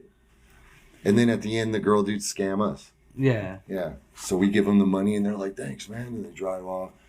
And they're like, put that away. And then someone else drives up, the firm or something. And I totally remember that. They give them the money. From somewhere. And that's I can't remember what video it is. Yeah, that's the chocolate tour. Okay. The first one. The first one. Yeah. Yeah. Man. Yep. And we did the Cowboys too, and Spike had us on there too. That was crazy. Damn. Yeah. I mean, that you have so many memories. You're just being on the road and stuff. Which one stands out to you the most? There's too many. It's too many? Yeah, there's so many. Like, we could just go on for days about that. Like, because I've had some really amazing fun times going to, like, the Tampa contest with those guys, or going to, like, you know, tour. We go to Europe, we go to these contests and stuff. And, like, I would skate the contest. I knew I wasn't a contest skater, but I would want to go for the traveling experience. Mm-hmm. A lot of other homies didn't want to do it. I'll be like, bro, I'm going to go. They're like, I'm not no contest skater. I don't want to. I'm like, but you get to go to these countries, man. Like, I would have just skated even if I lost in the contest. I mean, I'm just going there and have fun. I was just going to have fun. That's what I did. I tried so hard, too. I really wanted it, but I never could. I was a street skater, bro. Did you wear a bright color shirt to stand out? I did all of it. And I probably skated practice great and then couldn't put it together in my run. I just never had that killer instinct, I guess. Yeah. Like, you know. That Uto or... Yeah, like, it takes a different mind. Yeah. Shane O'Neill. That's why those dudes, that's why there's not a lot of first place people. You know what I mean? Yeah. That's why it's one. Like, second, there's like a couple of y'all, right? Yeah. Like that type shit. Yeah. And as you get lower number, it starts to break off. Right. You're number one because you're top of the chain. So your mindset has to be different. You know what I mean? Like the way you think and the way you skate too. Yeah. Oh yeah. Because your thought process will determine how well you skate.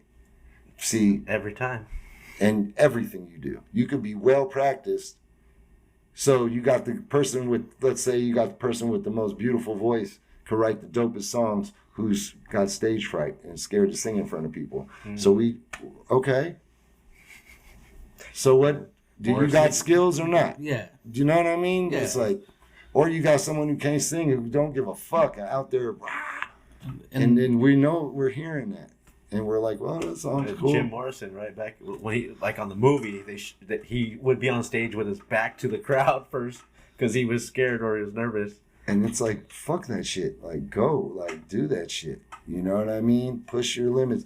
Like, be okay to fail, dude. Like, that's what I tell my kids all the time. Like, there is no failure. That shit. A lot of things. Like we were talking about winging it. Yeah. And people saying winging it's a bad thing. That's a skill. Right. I think winging it's a skill. You gotta be smart. You gotta have faith. You gotta be sharp to be able to wing it and have it work out every time. Yeah. And you don't even know the outcome. This whole podcast was winged. And you know what I mean? We're all here. Yep. Girl in Chocolate was winged. Like, Yep. you know what I mean? Yeah. Like they knew what they were doing, but they didn't know what they were doing. And having a bunch of experiences just going through the hiccups. Learning from the failures. Exactly what I was gonna say. And failures shouldn't be looked at as bad. You should, like, if you change your thought process of not being afraid to fail, do you know how much further you can go? Mm-hmm. Do you know how much you stop because you're afraid to fail? And that's what I started learning and that's that, like, limited belief. Well, I think that's what we naturally learn through skateboarding. Because you got to go out there and fail 100 kickflips to get that one and be like, all right, I got it. Now I'm going to... And it's about results. Yeah. So the failing 100 times doesn't matter. It's about the one land. Yeah. Right? Yeah. And you don't remember all those unless it was something memorable about it. Like, oh, I hit my leg that time. Yeah. You know, but usually you're like, whatever. And that's what when I do skate lessons, it's about results. When I'm skateboarding, it's about fucking results. I don't care about your time. Yeah. I don't care about the time. Don't put no number. I don't skate for no numbers. Numbers are pressure. Yeah. I don't want to hear about no numbers. Oh, dude. I only got an hour. I only got 1 hour. Or, dang, it's taken me 27 tries to land it. Oh, it's been 30 minutes. Fucking all. When do numbers make you feel great? Never. Never. And then it's like, unless you go, oh, I did it first try. And it's like. That's a good number. It's like, I would kind of see. But it's still pressure. Yeah. Because in order to do it, dang, I did it first try. Like, you're psyched. Yeah. But you should be psyched on the trick. But if your filmer didn't get it. But Got to do it again. Right. Well, it's kind of like I see skateboard. When I go skate, I forget about time or anything. I just keep going and going and going, and I just go, I'm gonna keep going. So I'm just so tired. Either I landed it or I just I gotta set alarms. Yeah, I gotta go by my phone. Go. Oh damn! It's 4. Okay, I gotta pack it up. And it goes by so fast, huh? Yeah. 100%. There's times where I'm at the skate park. I get there after work. I'm skating. I'm like, damn, it's already midnight. I gotta go home because I gotta go to sleep for work. 100%. If I didn't have to go to work the next day, I'd be like, fuck it, we'll stay here till the sun rises. And just small realistic skate goals, little stuff. I learned that shit'll. Me personally, I learned not to beat myself up over one trick anymore. I move on to the next. You know what I mean? Because I could get in that funk. Yeah. Unless I'm filming, then I usually keep going and going. Right. But agenda. Still, I know the problem is, I'm getting frustrated, and if I just moved on and went and land a couple other stuff that I'm comfortable with and come back to it, I'll probably end up getting it quicker. That's exactly how you do it. That's 100%. That is the same as like them taking Kobe out or Michael Jordan out for like a sip breather of Gatorade, and he's back in. Like you barely taking your jacket off, like man, and you just letting Kobe come out for like a second, and then you come back in, and you're back on the bench. You gotta put your jacket back on. Like I almost played, played. But the reason for that is just you need that breather, and guys like that can their attitude and their mentality is like it's like a reset. They can adjust fast. Right. And skateboarding has a lot of adjusting on the fly, especially if you're doing like a tail slide kickflip out or grind to grind kind of trick. Yeah. You got a manual trick, flip out. You got to adjust on the fly. Oh, I'm on a weird manual, but I'm going to still try nollie flip out. Right? Yeah, I'm not in that cozy one. Or I did a flip in this manual. It's gross, but I'm holding it. Whatever. You know what I mean? And then sometimes those are the ones that you land. And you're just like, what the hell? I got into the most awkward one, and that's the one I landed? Right. Mm-hmm. Right. Or and you're sometimes like, they could look pretty steezy too, just because sometimes the pretty ones aren't the best. Like I want to see some style in it, or like at least I'm you know agreeing what I mean? with that. Yes.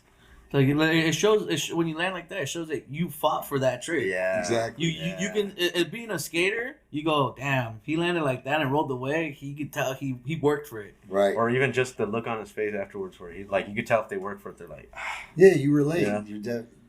I love it. I think skateboarding like that, when you can relate to something, is more enjoyable to watch. Trust me, I love watching dudes go buck, going crazy, and watching where and how far skateboarding can go. But then if it's for my personal time, I'm going to watch the stuff that, is going to be more like styly and clean and really fluid kind of stuff, Mm-hmm. And you can relate to like people who work hard on it, you know what I mean? Yeah. And people that gravitate. That's another thing. You got to gravitate toward what you like to do and skate and not worry about what people think and what's trendy. Yeah.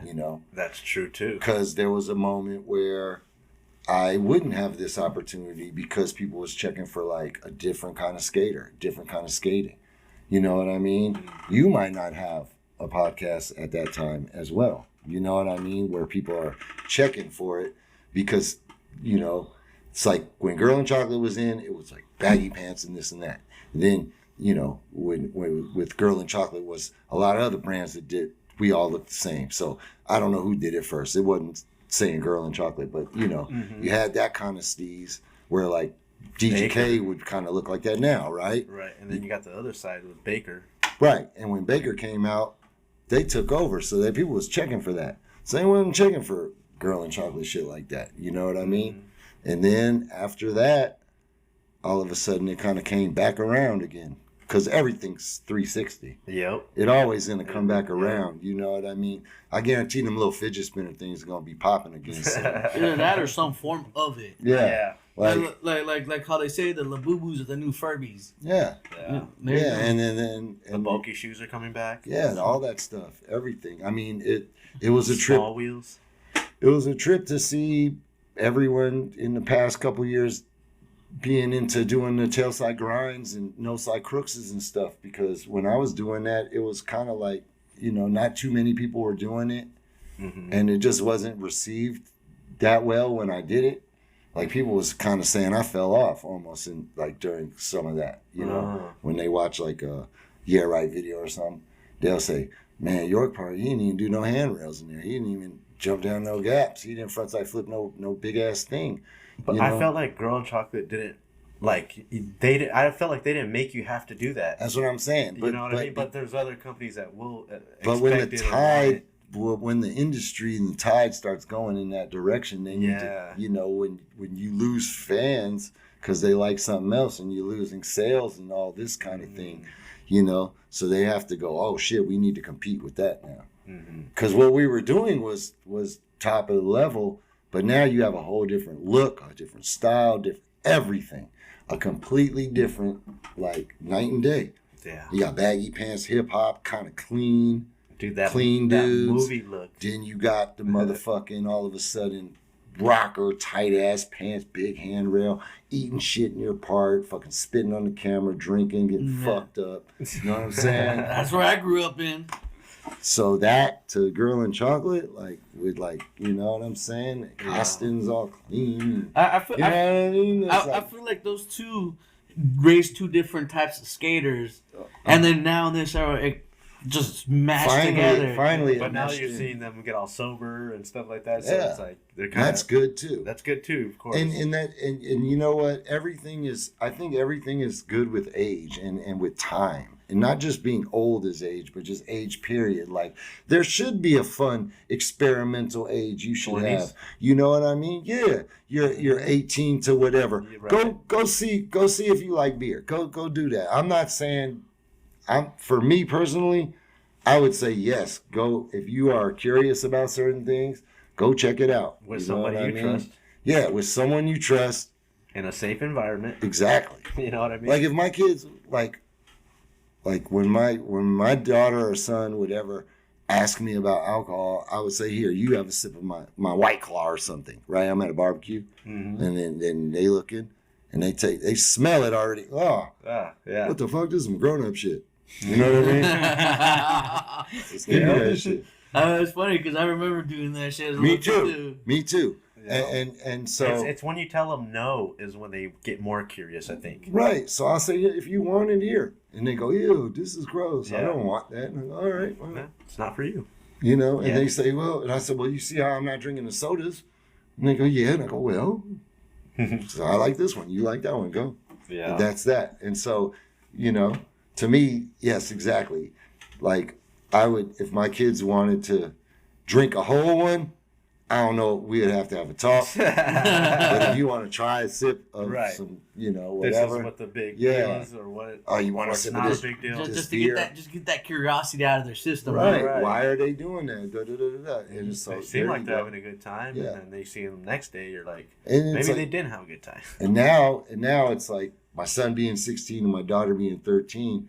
They can be around it without supervision and all that. But I really feel like you trust them. Yeah, I trust them. Mm-hmm. I know them. I trust them.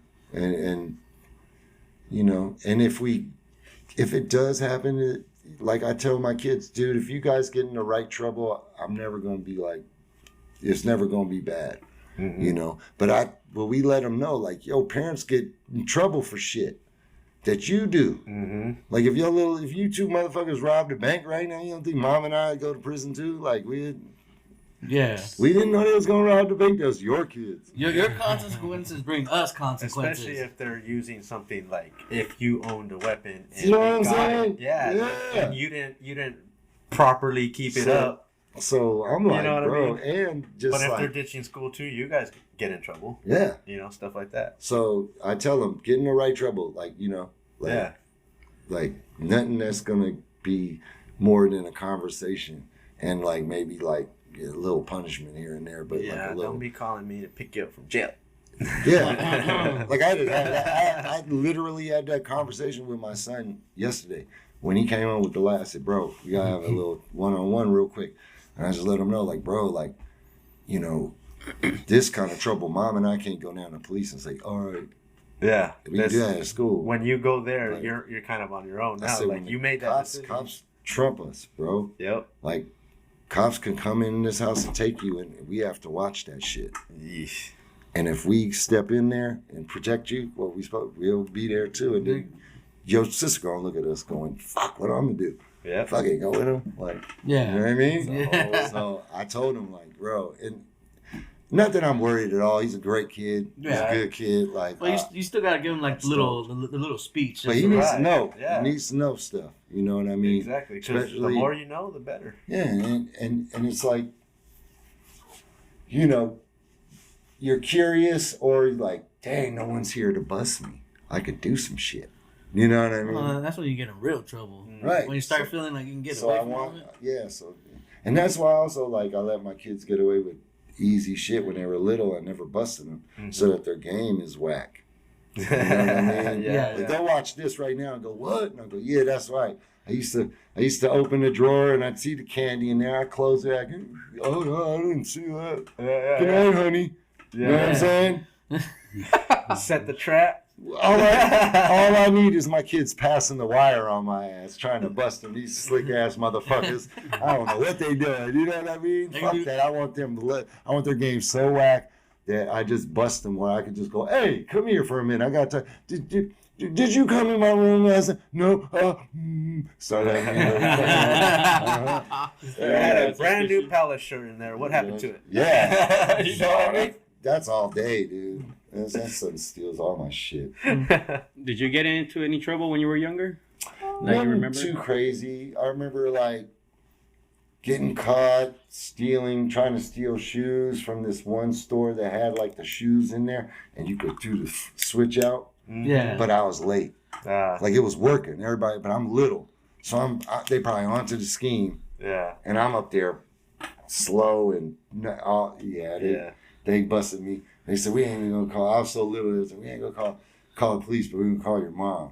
We called my mom. My mom was pissed. Yeah. Wow, I raised you to steal no shoes. Then I get home. She goes, "What shoes were they?" I'm like, "Motherfucker, you was yelling at me on the phone. I just want to know what were you trying to get?" Yeah. What was the price value of those? Yeah. Let me see. Oh, okay. Yeah. You know, but like embarrassing your mom and shit. Yeah. That's. I didn't do too much.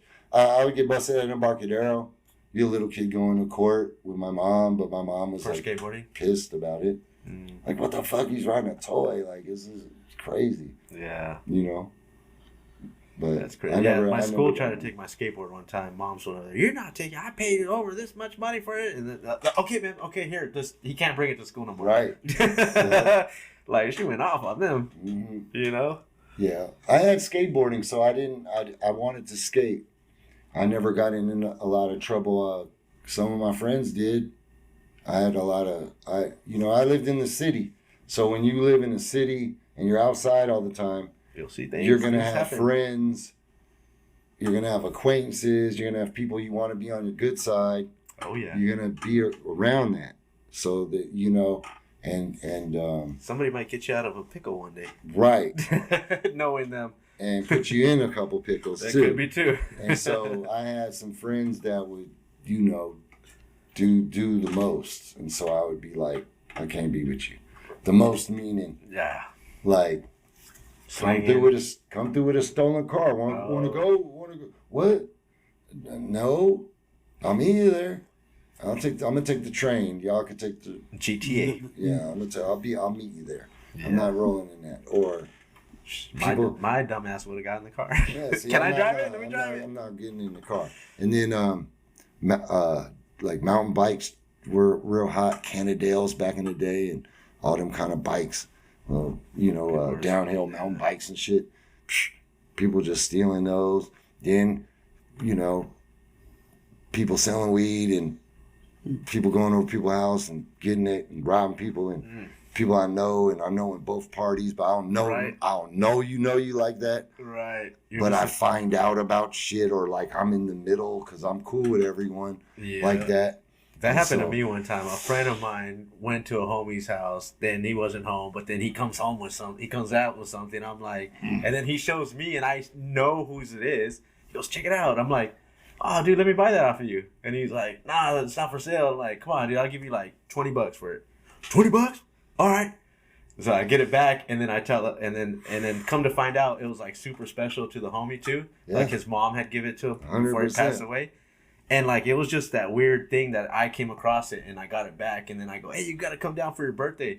So I gave it back to him on his birthday. I go, he's like, where'd you get this? I'm like, dude, don't worry about it. I got it. Dope. He goes, I know who took it, but he's like, you didn't have to do that. I go, dude, nah, fuck that. It's yours.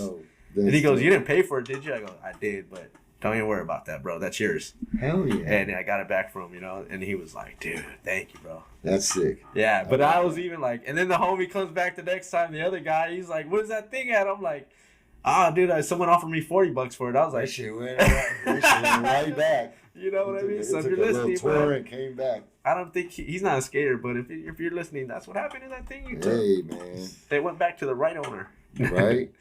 Yeah, but I was in the middle of it, kind of, you know, so I hate that too, you know? Yeah. And I wanted to do what was right. Mm-hmm.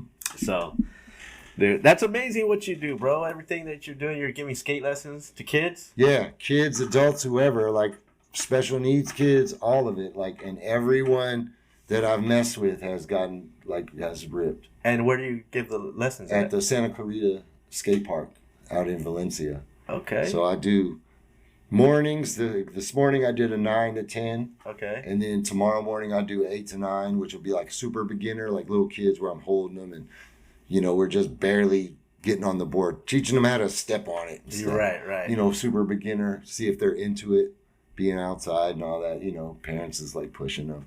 And then the 9 to 10 is like a little more advanced where like maybe ollies and like tic tacs and shit like that. Do they have quarter pipes too? They could. Oh, they have everything. Yeah, they have a quarter pipe. They have like a snake run with like that a cool park, thing. That park is the best. Yeah, it's a fun park. It's weird because I never skate there because I work there. So I look at it like not as work, but like I feel like I don't know. Yeah, it's almost like your office. Yeah, it's like, you know, and I feel it's really cool because when I first started doing it, I was worried about like because, you know, I didn't want to be like the new dude walking in, hey, what's up, everyone? I'm doing skate lessons. Like, you motherfuckers need to watch out. Like, you know, that kind of attitude. Not that I have that attitude, but I felt, you know, I'm coming into other people's thing. Yeah. And so, you know, offering lessons, slowly warming up or coming there to do a lesson. Okay. And it's like session, and I have like little homie that's like, you're trying to occupy a little section. Yeah, we're working on something, and like, you know, they're obviously little homie's moving slower than them. Right. Their pace is faster, so we gotta wait for little homie a second. Yeah, you know? And then the way that part flows, you know, it's just it could get wild. You could come to smash. So slowly it became, you know, I was like going, and then one dude, oh, what's up? And then I think they started figuring it out. Like people start talking. That's usually how it happens. So you can imagine I come there and it's like funny ass board, old man looking ass dude. Feel me? They looking at me like, what? These is like high school kids. Yeah. I mean, I don't even know me. I got from a resume. Feel me? They don't even care about chocolate. Went back that far. Yeah, they probably like Anthony Papalardo, OG. You know what I mean? That's like their OG for chocolate. So they just looking at me crazy. Like I'm on the quarter pipe. They stepping in front of me and shit. Like this old dude just watching. Look at this board. Like I probably had some fucking shape. Board. Yeah. Just dropping in front of me. I'm like, these little motherfuckers, man. I can't even get. Yeah. I'm like, what am I, dirt on you? Like, let me get in here with you. You know what I mean? And then slowly I cruising around, and then they'll probably like, whoa, just a fool just did he didn't look like he could do that. Yeah. Right. Not that I'm doing anything, but still, like, it them shocks thinking, people sometimes. they you get a little gray in your beard and you do a trick. They're like, wait, what? Yes. So they were like, whoa, what? And then, oh, you don't know who that is? And that's how I slowly, and then you just build your network right there. So and then I come and all the locals are like, what's up, York? What's up, Mike? I'm like, oh shit, okay, yeah, I'm cool. So that made me, not that I even gave a fuck, but it was way better to be obviously taken in cool than to have to. Right. Yeah. Oh, I gotta ignore who's this kook? Yeah. It's like having a skate park etiquette. Yeah. 100%. And I teach that. Yeah. I don't just teach skateboarding and get my hour through. It's like I'm teaching everything. Yeah. So all my students are gonna be knowing what's up. Yeah. And they all do. Like even my students, I purposely will be like, all right, you're getting good. You're going to be in this session. Yeah. What? I don't want to skate with them dudes. I go, no, you are. Yeah. And you're going to figure out turns. You're going to figure out when to go. You're going to see it. You're going to start being able to read the skate park, because skateboarding is so much more to do than just the trick. Yeah. Everybody thinks it's just tricks, just your feet and the board. There's so much stuff off the board that has to do with this, and you want to have all of it. And I promise, if you start doing it, you'll see how this will get you respect. Yeah. With having no skate skills. When everybody knows the etiquette, the park runs so smoothly. Even if you're all have to cross each other's paths in one way or another. And that's what I do. We all look at each other like we know the guy across the way is. We've been watching him. Right. We study it. Okay, then you find your lane, and then they start knowing. Okay, now we're all of us are all kind of getting our little turns here and there. I teach. Everyone syncs up. They're all skating in this box. They're skating in the box right here, and he was cutting through the quarter pipe. So these guys are coming this way, doing flat ground and skating the box, and we're using that angle going this way. So I go, all right, watch. So they're all taking turns. We go kind of let's read it. So we're sitting there and I go, okay, dude in the blue shirt's coming up. He's skating the box. He's trying to nose grind. Looks like. And now he's going back, and he's going. So okay. And the guy in the gray shirt's trying to fakey tray flip next to the box. So those guys are going. I said, and he'll go, and then he'll go, and then while they're getting ready to go back, it's open for you to go past. Yeah. I said, so figure that out. And then when you go past, they'll see you are going past. They'll wait for you, and they'll go. And we start doing that. And all of a sudden, he like, bro, I'm in the mix. Then I come to a lesson next week for our next lesson, and he's in the mix. He's in the mix now. He's more comfortable now, right? Yep.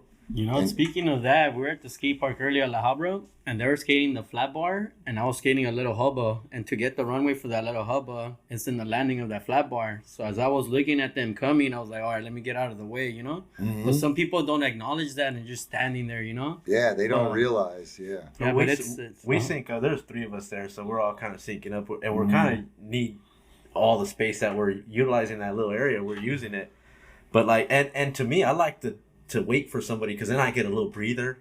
You know what I mean? I like to take turns, and then I want to see if he lands. I don't want to wait and see him go down the hill and then I cruise through. No, let me see if my boy gets this trick. Yeah, exactly. You know what I mean? And now it's my turn. Yeah, it gets you right. That's how I am too. You know, 100%. I definitely.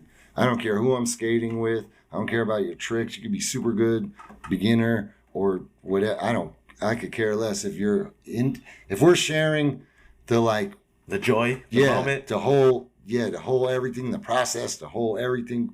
Damn, it's hot today. I know. Yeah. And we both out there working and skating and shit.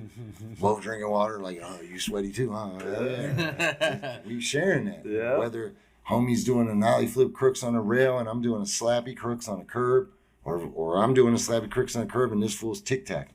Mm-hmm. You know what I mean? Yeah. If we both in it and sharing it and trying to do our thing and get better, because every time you step on the board, you that much better. You know what I mean? Right. That little section better. Oh yeah. You know, so that's what we share. That's that passion. You know. That's amazing. Yeah, like how you said earlier, like one little thing you do in skateboarding, just compounds to something great. Yeah, and that's why I teach. That's why with these kids, I teach them like skateboard tricks are like 3 pieces: the beginning, the middle, and the end. And and I focus on them with the end of the trick. I make sure that they land it strong, even if it's a kick turn or coming down backwards. I'm like, beginning is setting up for it. Middle is you're on the ramp. The end is coming down. A lot of skaters quit in the second part of the trick. If you break a trick down as 3 pieces. Yeah. Beginning, middle, and end. End is the hardest part of the trick. Is because sometimes if you don't have an end, you don't know what you're going. If I've never landed a kickflip in my life, but you see me kickflipping off some stairs, what am I going for? Do you know what I mean? What is my end result? I don't know how to land a kickflip. I'm just flipping the board.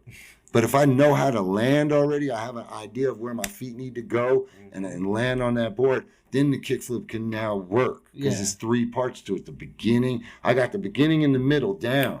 A lot of skaters got beginning, middle, and the end they don't have. So when you lock your end in with basic tricks and start thinking about that, if you start thinking of your tricks and pieces like that, not specifics of names of tricks or how many parts of the trick it is. Right. It could be a fucking Rodney Mullen combo trick. It's still a beginning, middle, and end. That's just a regular board slide. You got to ollie onto it. You're gonna ride the rail. Then you got to land it. You got to land it. You got to land it. And are you gonna land it fakey? Or are you gonna land it regular? And that's what I try to teach the kids. And then I notice all my students get really good once they pass that hump. Once they get their first kickflip on, and then I get cool guyed by them like a year later, which is dope. It's my favorite thing. Hell yeah. I'm all, what's up, Sean? And he's Sean, we see you. I said, Sean, do you don't remember when I showed you no slide, fakey, and no slide shove it? You know, I'll pull that see you at footage the up. courthouse putting it together now. You know, but they were funny. Him and his crew, they would call me Magic Mike because I would take my shirt off. No, I'm joking. They would call me Magic Mike because I would always. They were at the point where I could just give them a tip, and they got it. Yeah, and I'm teaching these kids how I wish I could have learned. That's right. Because I didn't know how to do that. You know, 100%. Nike got Just Do It from every skateboarder telling you how to do a trick back in the 80s. Just do it. That's how you do it. How you already down the stairs? Oh no, just do it. Okay. Bam. Oh damn, that didn't work. We had those Transworld videos show me the way, but besides See, you had Transworld video. We had a sequence in a magazine that was shot with like a regular camera. So watching Gons or someone do a trick, I'm watching frame like 3 to frame 4. It does not make sense. Right. I cannot understand what I need more frames. Yeah. This doesn't make any sense. He was facing this way. Now he's facing where there's something what happened? missing. How do I? And then I'm reading it and it doesn't make any sense. I'm reading all the. I'm like, huh? The trick. I'm like trying to find like, where's that part? Yeah. I need like, you know. I think the skaters nowadays, this generation, will never understand like the struggles we went through, like back in the day, like old school skaters, like older generation, like no cameras, no skate videos. We would have to go to skate shops to actually look at magazines, skate videos. Yeah, it was like that. Or you had the homie that had the subscription. You always had the one homie who had it a little better, and he would have the stuff. You know what I mean? Shout out to Robert out there, man. That guy, he was the guy that had the magazines. He knew the boards. He knew he had the videos. He put me on game. But I was more of the guy at that time. I just want to get out and skate. Yeah. So and 100%. Like I didn't really do too much, history and stuff back then. I think our generation would relate with this one. We had LimeWire. Oh yeah. So we were just downloading everything. That's dope. See, we had DVDs. Yeah. I remember I used to download skate videos, put them on music CDs, and then sell them at school. I'd be like, what's up? Who wants a video? Damn. So good. Imagine. Love that. Nah, we had to watch the video, go to the skate spot, come back, watch it again in slow-mo to see how he did it. Oh, yeah. Go back to the spot and see if we could try My it. shits were all worn out. I had the tape. I had the tape where you get the 6-hour blank tape. I put all the skate videos on there. We would have those little killer tapes. Yeah. And be trading each other like, oh, you got the one with that foundation video in it with Josh Beagle? Okay. Give me that one. Yeah, put it in 8th Street videos and stuff like that. I would record the music onto a cassette with all the skateboarding sounds in the background. Because you don't know that was like some underground music. Exactly. Skateboarding educates you in a lot of ways. Heck yeah. Heck yeah. Yeah. Put me on game a lot of ways. Yeah. With music, clothes, just food, everything, Everything. People. Yeah. 100%. Dude, all right. Well, we're gonna start winding it down. Right. Do you have any advice for any skaters? Do what you love to do. Don't be scared to fail. Be all right with failing. Just let yourself be okay and with being uncomfortable. That means you're going there. Comfort is your danger place, especially riding a skateboard. If you comfy doing them kickflips, it's too comfortable. Get out. Go further. Make that easy trick a little uncomfortable. You know what I mean? Take it somewhere where now it ain't so easy. Push yourself. Not crazy, but do that. Yeah. I want skaters to do that, and don't be scared to fuck up. And I mean, you got me wanting, because remember I was looking at that board slide at the LP, and I'm like, you're like, you got that, but I just my own hesitation is stopping me from doing a board slide. It's just your mind, yeah. If you really break it down, be like, bro, I'm physical. I'm here. I can do this. It's my I mind. see littler kids doing it, and I'm like, come on. This is what I give my advice to my young skaters, which is the same advice as I do in my brain, is you have to have pros and con imagination.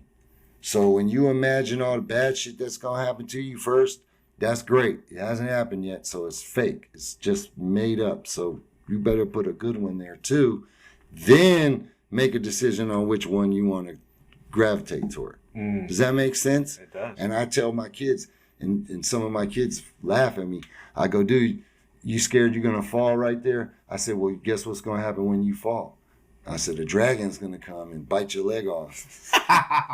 And there's a dragon waiting for you to fall right now. And they're looking at me crazy. Like, what are you talking about? I go, well, all right. Or what? Or you're going to fall and break your leg and go to the hospital? You making shit up. Yeah. My story's cooler. They got a dragon. That shit's boring. So why not say, I'm going to do it dope as fuck? Yep. And I'm going to pull it off and do it so good.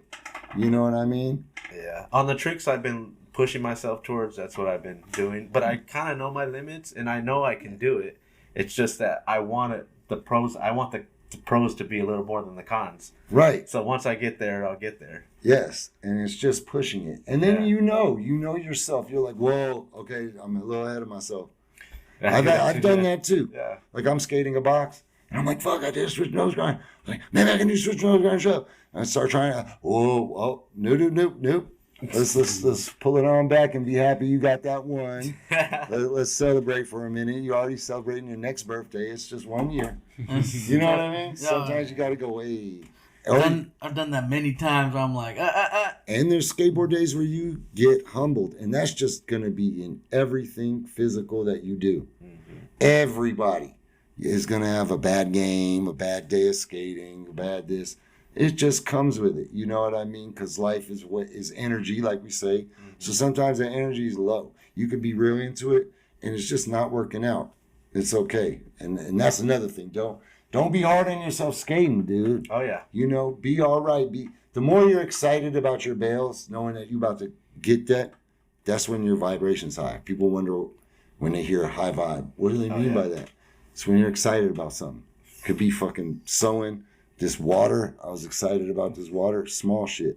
Yeah. Favorite fucking song. If you're still thirsty, there's another one right there. Look at that. Bam. That's how we do it, man. It's cold as shit, dude. This is great. Hell yeah. But yes, man, just stay excited about stuff. Keep the vibe high, you know, and fuck what people are talking about. You know, don't be mad. Nobody can say nothing about you. So just go be yourself. Do it, man. Hell yeah. You guys have anything? I do. Yeah. You got ChatGPT asking questions? No. I thought since I found out you were coming on, I sat there and took my time to write some stuff. Oh shit. Okay. I plead the fifth. No, if you could ghost design a pro model for any skater, past or present, with no one knowing it's your design, who would it be for, and what would it look like? Dang. It's a crazy question. That's a crazy question. All right, I'm gonna come up with a crazy answer. I would do a 4-board series that you need all 4 boards. Ooh. It would make it would be a Mount Rushmore board, and I put Mark Gonzalez on it. I put Neil Blender on it. I put Nadas on it, and I put Tommy Guerrero on it. Sick. And I would put that out as my board, but it wasn't my board, but with those guys. Yeah. That'd be a sick graphic. Yeah, that'd be sick. Just Mount Rushmore like Mount Rushmore, those 3. Cool. I mean 4. Yeah. Sorry. All right. My next question goes back to when you were in the Bay. What's a Bay spot that meant everything to you, but you never got to film? Got to get it filmed the right way when you skated it. I don't know, man. Like, it'd be any Bay spot out in that area. Maybe some Bay block lines. Okay. You know, because back then it was like, oh, you have a camera, let's film. And then you're like, oh, damn, this fool. Yeah. Mm-hmm. He's in the footage, like, film it, but not try, you know. Fucking see an arm, a leg. Bay blocks, for sure. All right. Because I remember there was a time where it was like, we didn't have a spot and we didn't have film. It was like hard. So I got a camera, like, all right. And there's so much of, yeah. Only I can use it though. And it wasn't just me. It was a gang of us lost. Like, I'm sure there's so much footage floating around. Randoms. Mm-hmm. All right, and this is my last one. What's one trend in skating that you wish never came back or never died out? Ooh, it's like a 2-part, huh? Yeah. So, you could answer either one. So one that no, I want to answer both of those. So what's a trend? A trend that I think I want to die out. That should never come back. back. Never come back. Yeah. Oh man. In skateboarding, huh? Yeah. That's hard to say too, cause man, what's a trend that I guess like I'm gonna be sounding like a softie, but like the clicky shit. I like when it was like clicks, like where it would be like the girl in chocolate guys, and like God forbid, like I was talking to like the guys at Creature. Yeah. It used to be real clicky. It would be like, oh, girl in chocolate, and then like World and Menace and them dudes, and like there's like groups of guys that can interact with each other. Yeah. So I'm glad that's over with. That trend was whack. I didn't like that because it was funny because I remember being with Darren Navarrete and like the girl dudes coming up to me and going, "What are you doing with him?" And then like his homies coming up going. The only time I felt like that was jail. When he's like, I was talking to, you're not supposed to be, there's a race thing, right? Race thing. Yeah. So I was talking to a black dude in there, and then I got told, hey, what are you doing talking to that dude? I'm like, we're talking about some cool shit. I mean, right. I didn't know. Right. I mean, I did know, but, you forget. Yeah. It's crazy. Yeah. Like, so like, that trend was whack. Politics. Yeah. That trend was whack. And I was a part of that. I was in my cool guy clique, but it was like, so was everyone. Yeah. There was a point too where like, I didn't like if I was trying to trick and then someone show you up. Oh yeah, that was terrible too. Yeah. That still happens right now, but I think sometimes people do it because they're stoked on you. Yeah, no, it's different now. Like, I feel like it's different now. No, but it used to be competitive and weird and territorial. Yes. Like that. So I'm glad that trend's over. Still, some places are. Yeah. You know what I mean? And that came from like surfing, right? Like, surfing's real territorial, beat you up in the water. That's my wave. So that's where our beach. So like skateboarding kind of took that. So I think as skateboarding progressed, it kind of the surf culture of it died and the skateboard culture began. It flourished. Yeah. So I mean, you still had it like Embarcadero had it, like not so much Pier 7, but we would rep it in like a we skate here all the time way. But not in like a gangstery way, but it would be hip hop, so it'd be looking kind of like that. Yeah, it would be more based off music than gangsters than thugs. More musical shit, I think. But we had our thugged ass dudes there that would sneak in and fucking fuck people up. Yeah. And what was the other part of the question? The trend that stayed or never died out. Yeah, like a good one. A good one that never died out. That rails on the board. Oh, I like that trend. That I thought that would die out, and it didn't. Yeah, and that's a good for one. us. It did in the '90s. For us, yeah, that shit was gone. Yeah, because Everslick took it out, and then it was just wood. Yeah, and it was like you just got to go faster. You know, like and now I use rails now, and I feel like so. It makes so much easier. Yeah, I was super anti-rails for a while there, and then I'm like, oh, I'm getting old, changing my mind. Yep. Which is cool. I didn't get no tattoo, no rails or nothing. So that's cool. Yeah. Lisa? All right, I got like 3 questions. For sure. Who was your favorite person to roommate with when you guys were on tour with Chocolate? Oh, it would be Girl in Chocolate. It'd be me and Sean Sheffy for sure. They'd put both of us. Dude, they assigned us together for some reason. I have no idea why. Right there in the picture. Yeah, man. So. Yeah. I guess I was a bit much to room with, and I think Sean was a bit much to room with. So they put you guys together? So they put us together because we were both much in different ways. Right. So, dude, then they didn't know we had the calmest room. He was my favorite pro growing up. Oh, 100%. Big, super big influence? That was my first pro board I ever bought. Chef is the man. I got to meet him too later on in life, and dude, like when they put him back on Plan B, and when they went to Encinitas to do it, and then I was having a conversation with him. Dude gives me one of his boards that what they blessed him with, and I'm like, he blesses me with it. I'm like, will you sign it for me, bro? Like all starstruck, and you know, like, man. And then every time I see him now, it just shows mad love. Yeah, I got to skate with his son before too, Julian. Yep. So I was giving Julian some boards for a minute there, like when I was doing roller horror. He hit me up. I was like, I only got these weird shape boards, but I'll get if you want them. Yeah. You know what I mean? Like, it's always funny when you write something different. You're like, are you sure it's cool? Yeah. The guy's like, yeah, dude. Exactly. You know, I'll take whatever. I'm like, all right, I got you. That's rad. Yeah, Chevy's definitely top. You know, he's one of my dudes. So yeah, I would room with him a lot, and our rooms would be cool. Like it would be fine. But I have funny stories too. Like you know, like crazy chef stories and stuff like that. But that's another episode. Yeah, for sure. Yeah. For sure. Yeah. All right, I got 2 more questions. Yeah. Who would you like to see next on the show? Shit. Let's Can I have a rec? Brett. We want Brett on the show. You want Brett to be on the show? Yeah, man. Oh yeah, he'll do that.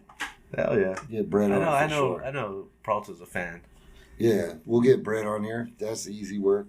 And PJ Ladd, y'all should get PJ Ladd. He's been skating He almost came. the courthouse a lot. I've been seeing him. I've been going to courthouse a lot again, and he's been there. And we just like, hey, what up? You know. Is that who Vinny was gonna bring that day? Nah, he was gonna bring Guy and Stefan. Stefan. Okay. I would have found out over both of them. Yeah. Yeah, Those guys are great. Vinny Ponty came to do the show like when we were still kind of like we haven't even hit the hundreds yet, so. And we're still learning as we are today, but exactly, you know what I mean. But man, he was like, I almost brought Guy and Stefan. These guys would have lost their minds, bro. Shit, I try not to lose my mind anytime we get a pro in here. You had a killer sitting on the couch, like, damn, man, this dude. Then we're gonna throw that couch away. Like I say, every time we get a pro that I looked up to in here, like any pro, I'm like, all right, that cool. Don't be a Ray was our fanboy. first. He was episode 16. He's a friend of ours, so like he was sick. Dude, he's a man. Yeah. So, yeah. All right, I got last question. Yeah. If you could bring any deceased rapper from the dead, who would it be? Man, that's so hard right there. Obviously Tupac, and then MF Doom, and then ODB. God, there's so many. There's too many, dude. Like, I'll put Jay Dilla in there too. Who's your top favorite? Top favorite rapper? Yeah. I don't know. It'd be changing a lot, but who are you bumping right now? I gotta say Andre Nicotina because any and all times I hear any of it, I can listen to it. Okay. I got a question about that. Did you choose that song, Ayo for Yayo? Nah.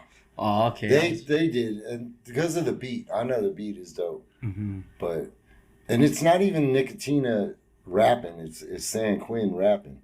So his verse doesn't. He just sings the hook. He's just saying "Hey yo for yay," but the whole rap is someone else. So, and it was cool, but it's like having someone pick out your favorite shit, and you're like, bro, I would have used this song or this song. Like, you know, like, oh, you like Metallica? Here, I'm gonna put that the corny one on, and you're like, bro, they got like 50 better. Could have asked me. What's your favorite song? What one do you like? I would have been like this. Which Nicotina song would have you picked? Oh, I could have had anything. Popeye Certified, something like that. Other than Fire, like something way better, you know. Because then, also, I was tripping too because I was like, bro, I don't do cocaine. I never really did no cocaine. I probably tried this shit twice in my life and was like, this is gross. Right. And the people and everything. Just experimenting, like, I don't like this shit. So for me to be all in my nasal and all that, I'm like, bro, this song is crazy. It doesn't represent you. Yeah. I thought it wasn't. It wasn't that good of, you know, if it would have been like this fool was drunk and loud song, I'd have been like, okay, dude. Yeah, that was me. That was me. Nicotina has a bunch of good music. But Nicotina has great music, and he's super relatable. Yeah. You know, this motherfucker is rapping about being at Burger King and rapping about regular shit. Or one of my favorites, it's the Killer Whale. Yeah. That one. Anytime when I want something cool, I always bump that song. I bump a lot of that. I bump a lot of MF Doom, and then but lately I've been bumping a lot of like excuse me, Bootsy Collins. Okay. I've been bumping hella Bootsy. I've been bumping like a lot of 70s soul disco-y kind of shit, like that kind of stuff. I've been knocking. Hell yeah. Get you in a flow. Yeah. Yeah. I've been knocking like that, like old ass Aretha Franklin. Do you feel like what you're listening to like affects your skating? Like if you're like listening to chill music, are you like 100%? Right? I messed around and put on some DMX the other day and was like, yo, I was out there going for it. I didn't care about nobody, what anyone said. I got to the place skating. I was like, bro, I'm gone. Felt like DMX.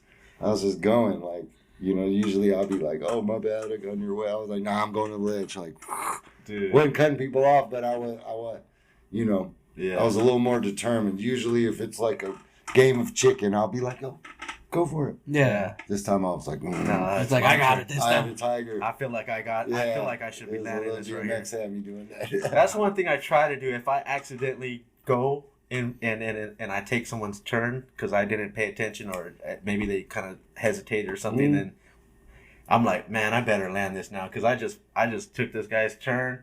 Like this, I gotta make it worth it. And then you try a little extra harder, you know. As long as it's not on purpose, as long as it's not like a malicious, like I'm being a dick, like I'm waiting for you, like I'm up there like that. And, oh, you ready to go? Yeah, I ain't gonna let him go. Like if there's an ulterior motive, then that's fucked up. But you know, normally like that, like sounds like dudes like you and I get misunderstood a lot. Like we don't be meaning to do shit, but we be offending people. I'll be like, bro, I didn't even mean to offend you, bro. You been hating me this long for that? I just think it's in my head too a lot. Yeah. You know what I mean? Yeah, so 100%. All right. Anything else, Listo? That's pretty much it for the questions. This is sick. You guys appreciate you, man. Are you going to the Courthouse Classics August 2nd? I think so. Like I don't know because I'm going on a vacation. Oh, that's right. That's right. That's right. So if we're leaving on the 3rd, then I'm there. Okay. But if we're leaving the 2nd, then might be the day. But I want to go there because I heard they're handing out money and shit. And yes. I want some money. I want $1. Yeah. You know what I mean? Yeah. Chris was saying something about giving me $10 or something if I try to ollie up the stage on that big board. There you go. Got a challenge. There you go. There's already you got gas money already. Yeah. You know. I'm gonna try to just get paid. So this is gonna drop the week right before that weekend. So, fun. Yeah, so that's going to be fun. There it is. So if everybody out there, please go check it out. Yeah, that'll be dope. It'll be real fun. All right. You got shout-outs? No. You get no shout-outs. No, you already know who it is. You already know what it is. I don't need to. You know. You already know, so there's too many. All right. Well, we thank you very much for coming down, bro. I appreciate it. Thank you very much. And shout out to the 9 Club for even kind of like suggesting it and putting it in your head. Yeah, that was the link. That's how it works. Yep. And we're still waiting on Kelly, you know, but we'll see. We'll see. When the time's right, he'll come in. Yeah. That's a busy dude right there. I know. It's hard to contact. He's everywhere. I know. But when the time's right, he'll be in the studio. But we'll get this full. Dude, thank you so much. No problem. Appreciate you. This is dope, man. Hell yeah, thank you. Man. I appreciate that. And please, everybody, go follow him and go get him. You know. Yeah, go get a monster too. Go get a Schmonta Monster, man. Go to Schmonta Monsters and at me, and then we'll get you right. That's right. This is the new hot off the press one, the crushed velvet. Dude, just finished today. Yeah. As we sat here. Yeah, man. NDD on the show. And you know what's so crazy? That all that energy is gonna stick inside this dude right here. So that's what they're for, dude. You know what I mean? Yeah. So, and then those Labubu's.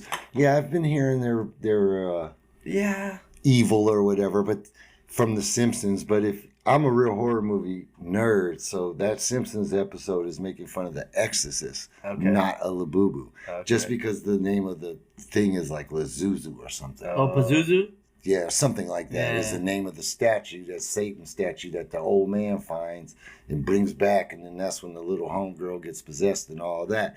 So really, if you watch that Simpsons, it's making fun of The Exorcist, not those dolls. And if you believe that those things are, evil and you don't want that in your house, get one of these. These Yeah, are this will not. cancel it out. Yep. Yeah, these are made with love and care. You saw I was stitching it up. I see you Not on some your life. machine.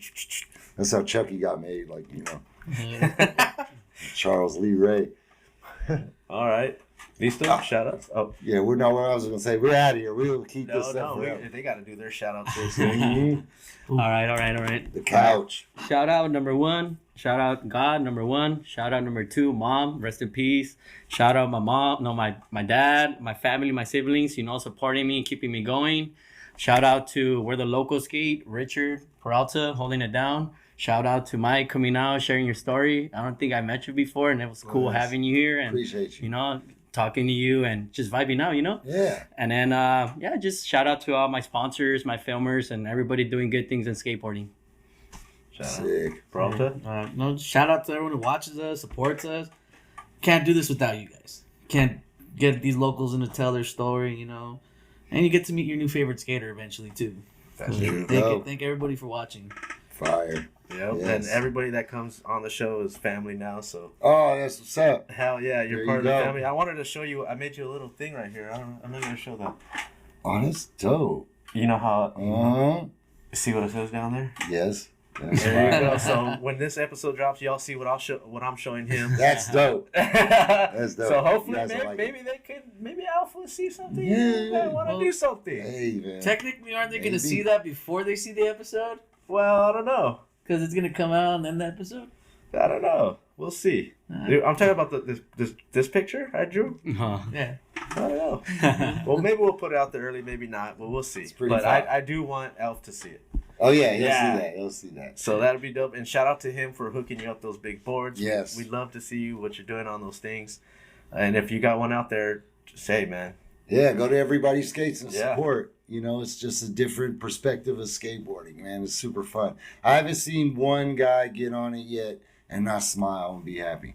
Except for one, actually, that's a lie. Real quick, I seen a dude try an ollie heel flip on one of my boards and it went, yeah. Ooh. Anyway, that's another episode. We'll get into that later. Damn, But that yeah, was rough. is a major fear right there Mm-hmm. that you should be aware of. Yeah.